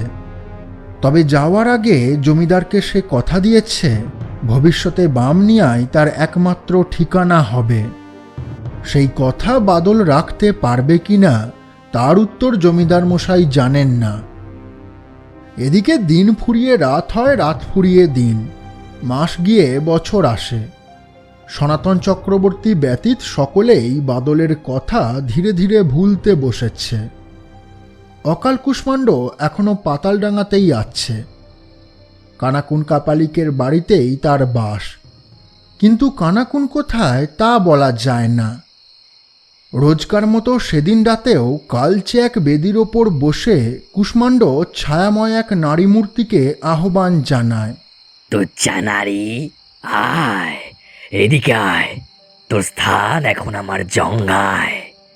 নারীদেহের প্রতিমূর্তিটি ধীর পায়ে কুষ্মাণ্ডের দিকে এগিয়ে যায়। আয় আয় আয়, আমার যে আর তর সয় না। কুষ্মাণ্ড নিজের কোলের দিকে অঙ্গুলি নির্দেশ করে। প্রতিমূর্তিটি সেখানে বসার উপক্রম করতেই হঠাৎ তার রূপ পরিবর্তিত হয়। কুষ্মাণ্ড বিস্ফারিত চোখে দেখে নারী মূর্তি কোথায়। তার কোলের ওপর বসে আছে তান্ত্রিক করমোহন কুমার, অর্থাৎ অকাল কুষ্মাণ্ডের বাবা। সে চমকে বেদি ছেড়ে উঠে পড়ে। তৎক্ষণাৎ পশ্চাদে কার যেন কথা শোনা যায়, পরিবার কি আমার একার আছে রে, তোর পরিবার নেই? কুষ্মাণ্ড মুখ ফিরিয়ে দেখে তার পিছনে এক দীপ্তিমান পুরুষ দাঁড়িয়ে রয়েছে। তার হাতে ক্ষুরোধার দীর্ঘ এক খাঁড়া। সে চুলের মুঠি ধরে করমোহন তান্ত্রিককে টেনে নিয়ে চলে। কুষ্মাণ্ড শত চেষ্টা করলেও তাকে আটকাতে পারে না, কারণ তার হাত পা বরফের ন্যায় জমে গেছে। সে শরীরের সবটুকু ক্ষমতা প্রয়োগ করে বটে, কিন্তু তাতে কোনো লাভ নেই। খাঁড়াধারী পুরুষটি ততক্ষণে করমোহন তান্ত্রিককে কুষ্মাণ্ডের নাগালের বাইরে নিয়ে গেছে। এইরকমই একটি ঘটনা আগেও যেন কোথাও ঘটেছিল। কুষ্মাণ্ডের মনে পড়ে সেও ঠিক এইভাবেই আরজিকাকে বাদলের থেকে কেড়ে নিয়েছিল। দূর থেকে বাদলতান্ত্রিকের কণ্ঠ শোনা যায়, মনে পড়ে ঠিক এইভাবেই তুই আমার আরজিকাকে শেষ করেছিলি, আমার বাবা মাকেও রেহাই দিসনি। এবার দেখ তোর বাবাকে আমি কি করি। স্বজন হারানোর ব্যথা কি জিনিস এবার তুই বুঝবি। এই বলে সে করমোহন তান্ত্রিককে চুলের মুঠি ধরে টেনে মাটিতে ফেলে দেয়। তারপর খাঁড়াটি তার গলায় ঠেকিয়ে ধরে। এদিকে কুষ্মাণ্ড চিৎকার করতে লেগেছে। ছেড়ে দে, ছেড়ে দে, আমার বাবাকে ছেড়ে দে। বাদল, তোর শত্রুতা আমার সঙ্গে, আমার বাবার কোনো দোষ নেই। তাই তো। তাহলে আমার আরজিকার কি দোষ ছিল? তোর গায়ে আমি হাত তুলেছিলাম, তোর মুখে আমি থুতু দিয়েছিলাম, কিন্তু তুই আমাকে ছেড়ে আমার প্রিয়জনদের শেষ করলি, আমার চোখের সামনে আমার স্ত্রীকে খুন করলি, আর এখন ভাবছিস তোর বাবাকে আমি ছেড়ে দেবো? না না, ওসব হবে না। তোকে হত্যা করলে সেটা হবে ন্যায়, কিন্তু আমার প্রতিশোধ চাই। যেমন করে তুই আমার পরিবারকে শেষ করেছিস, ঠিক তেমনই আমিও তোর বাবাকে হত্যা করব। জেনে রাখ, আমি কোনো গল্পের নায়ক নই, আমি বাদল তান্ত্রিক। বাদল রুদ্র রোষে খাঁড়াটি বাগিয়ে তুলে ধরে। কুষ্মাণ্ড বাদলকে আটকাতে তৎক্ষণাৎ তন্ত্রবাণ নিক্ষেপের চেষ্টা করে ঠিকই, কিন্তু দুর্ভাগ্য, বাণ মারার কোনো মন্ত্রই তার মাথায় আসে না। মনে হয় সকল তন্ত্রমন্ত্র যেন এক নিমিষে তার স্মৃতি থেকে কেউ মুছে দিয়েছে। করমোহনতান্ত্রিক আসন্ন বিপদকে সম্মতি জানিয়ে বাদলের সম্মুখে করজোড়ে প্রণাম নিবেদন করেন।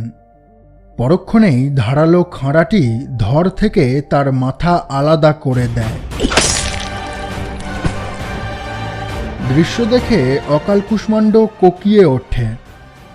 বিজয়গর্ভে উল্লাসিত বাদলতান্ত্রিক মুখে লেগে থাকা টাটকা রক্তবিন্দুগুলি এক হাতে মুছতে মুছতে তার পানে এগিয়ে যায়।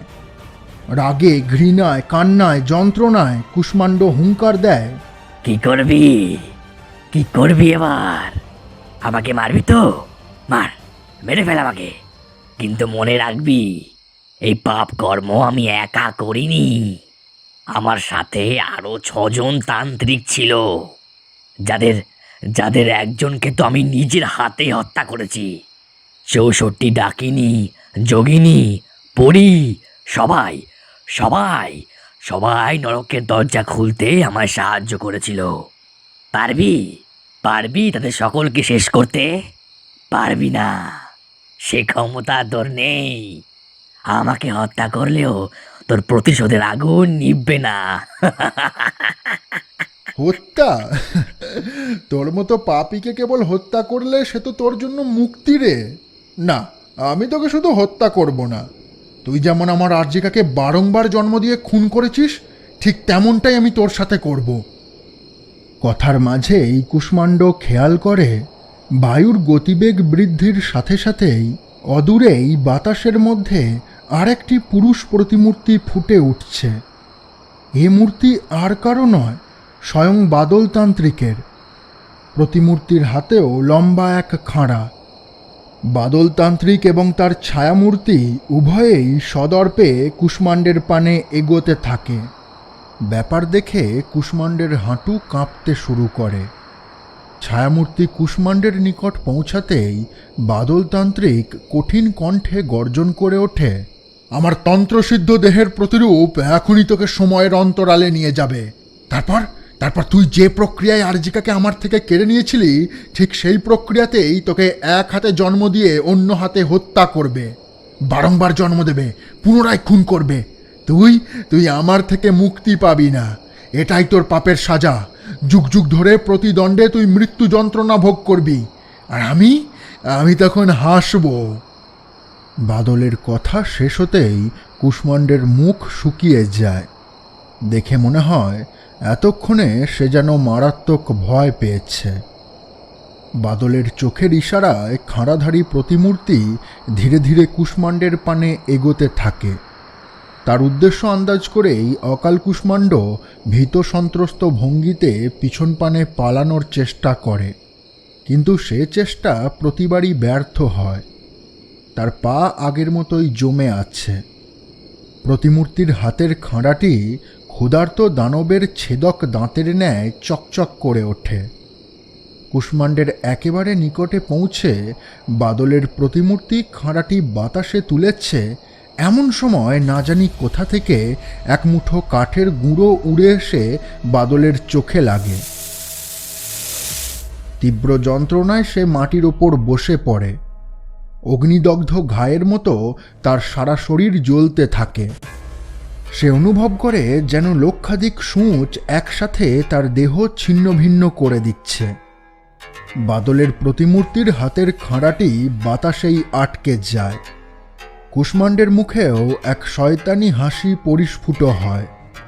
পরক্ষণেই একটি পরিচিত কণ্ঠস্বরে আকাশ বাতাস খান খান হয়ে যায়। আমাকে ক্ষমা করো বাদল, আমি প্রতিজ্ঞাবদ্ধ।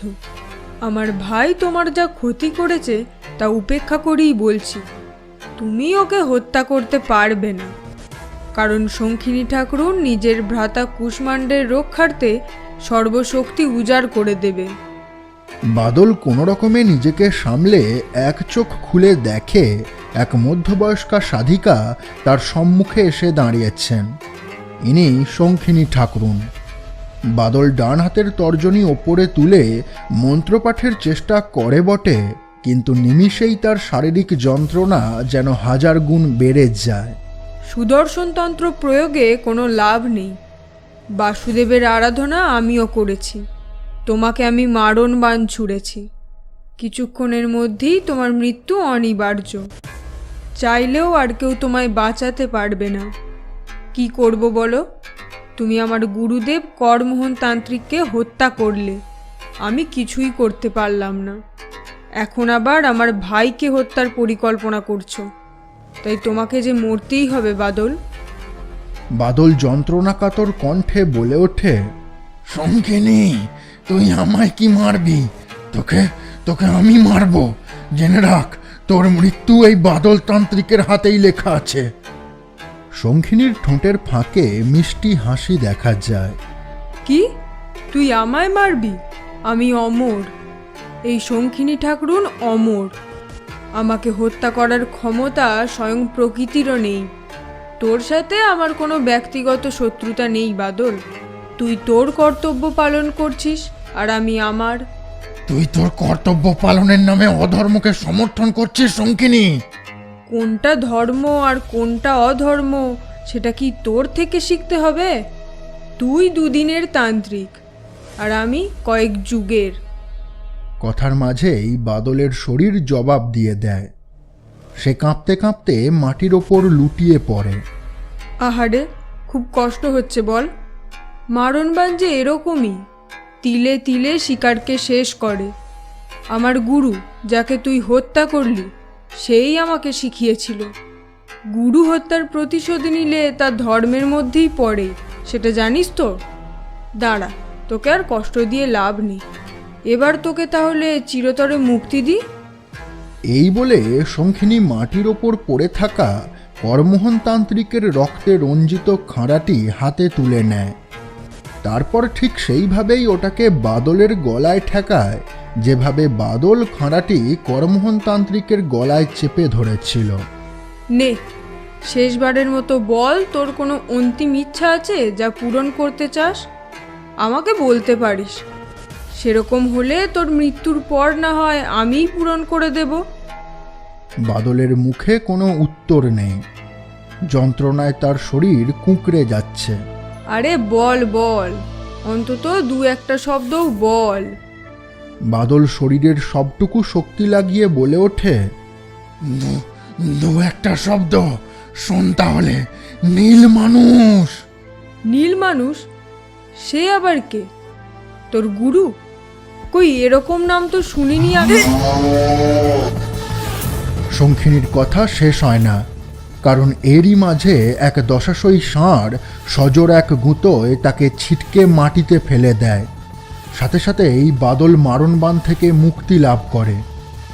বাদল নিজের পায়ে উঠে দাঁড়াতেই ভূপৃষ্ঠে শায়িত শঙ্খিনী দেখে নীলাভ আভায় প্রজ্বলিত একটি দানবাকার ষাঁড় তীক্ষ্ণ গর্জনে তার পানেই ছুটে আসছে। নন্দী, দেবাদিদেবের শিষ্য নন্দী মহারাজ। তার মানে নীল মানুষ স্বয়ং দেবাদিদেব। বাদল তান্ত্রিককে স্বয়ং দেবাদিদেব রক্ষা করছেন। আমি কি পাপ করতে যাচ্ছিলাম? আমাকে ক্ষমা করুন দেবাদিদেব, আমাকে ক্ষমা করুন। আপন মনে এসব বলতে বলতেই সে নন্দী মহারাজের আরেকটি গুঁতোর আঘাত সহ্য করে। আমাকে ক্ষমা করুন নন্দী মহারাজ, আমি বুঝতে পারিনি। ষাঁড়টি দু পা তুলে গগনবিদারী হুঙ্কার ছাড়ে। বেশ বেশ, তাই হবে। আপনি যা বলছেন তাই হবে। আমি চলে যাচ্ছি। কুষ্মাণ্ড, আমাকে ক্ষমা করিস। আমি নিজ প্রতিজ্ঞা ভঙ্গ করতে বাধ্য হলাম। কথা শেষ হতেই শঙ্খিনীর পিছনে একটি কালচে গোলাকার বায়বীয় দ্বার খুলে যায়। দ্বারের উল্টো প্রান্তে অন্য এক গ্রাম চোখে পড়ে। বাদলের না জানা থাকলেও আমরা জানি ওই গ্রামের নাম পাঁচমৌরি। বাদল চিৎকার করে ওঠে, পালা পালা শঙ্খিনী, তবে মনে রাখিস তোকে আমি খুঁজে বের করবই। তুই যতই নিজেকে অমর বলিস না কেন, তোর মৃত্যু আমার হাতেই লেখা আছে। শঙ্খিনী সৃষ্ট দ্বার বন্ধ হতেই বৃহদাকার ষাঁড়টিকেও আর দেখা যায় না। এত কিছুর মাঝে কুষ্মাণ্ড যে কতবার পালানোর চেষ্টা করেছে তা গুণে শেষ করা যাবে না। কিন্তু পালানো তো দূর, সে নিজের জায়গা ছেড়ে এক চুলো নড়তে পারেনি। বাদলের প্রতিমূর্তি আবারও সজীব হয়ে উঠেছে। তা দেখেই কুষ্মাণ্ড ভয়ার্ত স্বরে আর্তনাদ করে ওঠে, না বাদল, না না না না, তুই তুই তুই তুই এটা করতে পারিস না। আমাকে ক্ষমা করে দে, ক্ষমা করে দে আমাকে। আমার ভুল হয়ে গেছে। আমি আমি কথা দিচ্ছি, আমি আর কুষ্মাণ্ডের কথা শেষ হয় না। বাদলের প্রতিমূর্তি খাঁড়ার এক কোপে তার মাথা কেটে দু টুকরো করে দেয়। আকাশ বাতাস কাঁপিয়ে বজ্রপাত শুরু হয়। প্রবল ঝড়ে গাছপালা ভেঙে পড়তে থাকে। বাদলের অনুমতিতে তার ছায়ারূপ কুষ্মাণ্ডের মৃতদেহের সহিত সময়ের অন্তরালে মিলিয়ে যায়। রক্তাক্ত খাঁড়াটি হাতের মুঠোয় শক্ত করে চেপে ধরে বাদল হুঙ্কার দেয়, কানাকুন, এবার তোর পালা। নীল মানুষ ওপর থেকে সব খেয়াল করেন। তার মনেও অজানা এক শঙ্কা দেখা দিয়েছে। বাদল শুনতে পায় রাতের আকাশে যেন দৈব বাণীর পূর্বাভাস দেয়া হচ্ছে। এ তুমি কি করলে বাদল? নিয়তির লিখনে তো এরকম ছিল না। তুমি তুমি ভবিষ্যৎ পাল্টে দিলে। জানি না এর পরেও প্রকৃতি তোমাকে সমর্থন করবে কিনা, তবে কথা দিচ্ছি আমি আমার কাজ করে যাব। তোমার রক্ষার্থে আমি সর্বশক্তি প্রয়োগ করব। কিন্তু জেনে রাখো, যে পথে তুমি চলেছ তা সর্বদাই একমুখী। ফিরে আসার কোনো উপায় নেই। যেতে চাইলে এগিয়ে যাও, না হলে এখনই ফিরে এসো। যদিও আমি জানি এসব বলা বৃথা, কারণ তুমি থামবে না। তোমার শৌর্য অন্য কথা বলে। যাও, এগিয়ে যাও, এগিয়ে যাও বাদল। তোমার রক্তে প্রকৃতির বুকে এক নতুন বিরোধী নায়কের জন্ম হলো। আমার সন্তান বাদল হয়ে উঠল বাদল তান্ত্রিক। আকাশবাণী শেষ হতেই বাদল মাথা তুলে ঊর্ধ্ব গগনে তাকায়। নিশিরাতে আকাশের বুকে ফুটে ওঠা নীলচে গোলাকার চাকতিটি ক্রমশ যেন মিলিয়ে যাচ্ছে। পূব আকাশে হঠাৎ করেই যেন একটি নতুন নক্ষত্রের সংযোজন হয়েছে। শুভ্র তুষার ন্যায় তার উজ্জ্বল রূপালী আলো জানান দিচ্ছে এই নক্ষত্রের নাম আরজিকা।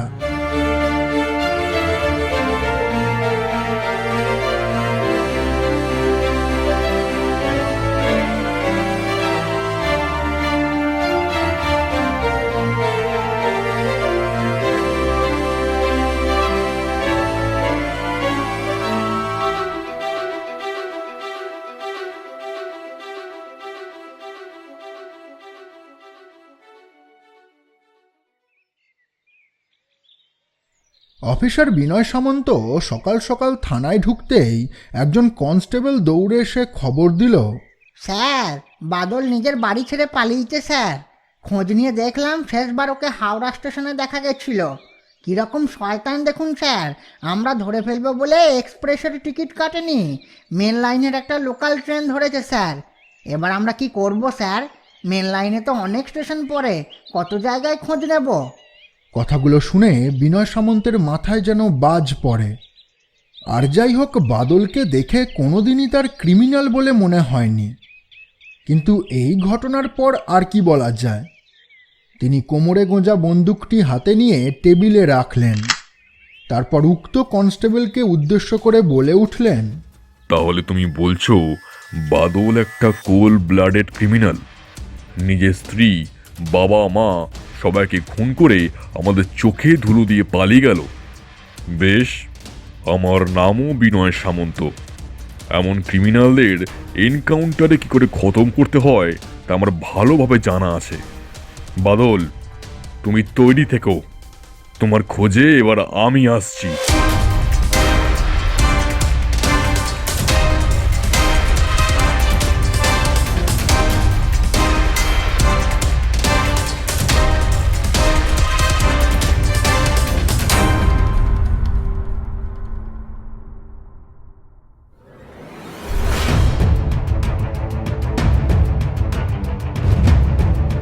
শুনছিলেন তান্ত্রিক ইউনিভার্সের অন্তর্গত আজকের গল্প বাদলতান্ত্রিক অরিজিন স্টোরি, তৃতীয় তথা অন্তিম পর্ব। নীলমানুষ, অকাল কুষ্মাণ্ড, পণ্ডিত মশাই এবং বেণুধর ঘোষালের কণ্ঠে অনিকেত, নারী কণ্ঠে সাগরিকা। গল্পপাঠ বাদলতান্ত্রিক এবং অন্যান্য চরিত্রে আমি সৈকত। খুব শীঘ্রই আমরা ফিরব এমনই ভিন্ন স্বাদের নতুন কিছু গল্প নিয়ে। ততক্ষণের জন্য সবাই নিজের পরিবারকে ভালো রাখবেন, আর তার পাশাপাশি নিজের একটু খেয়াল রাখবেন। সবাই ভালো থাকবেন। শুভরাত্রি।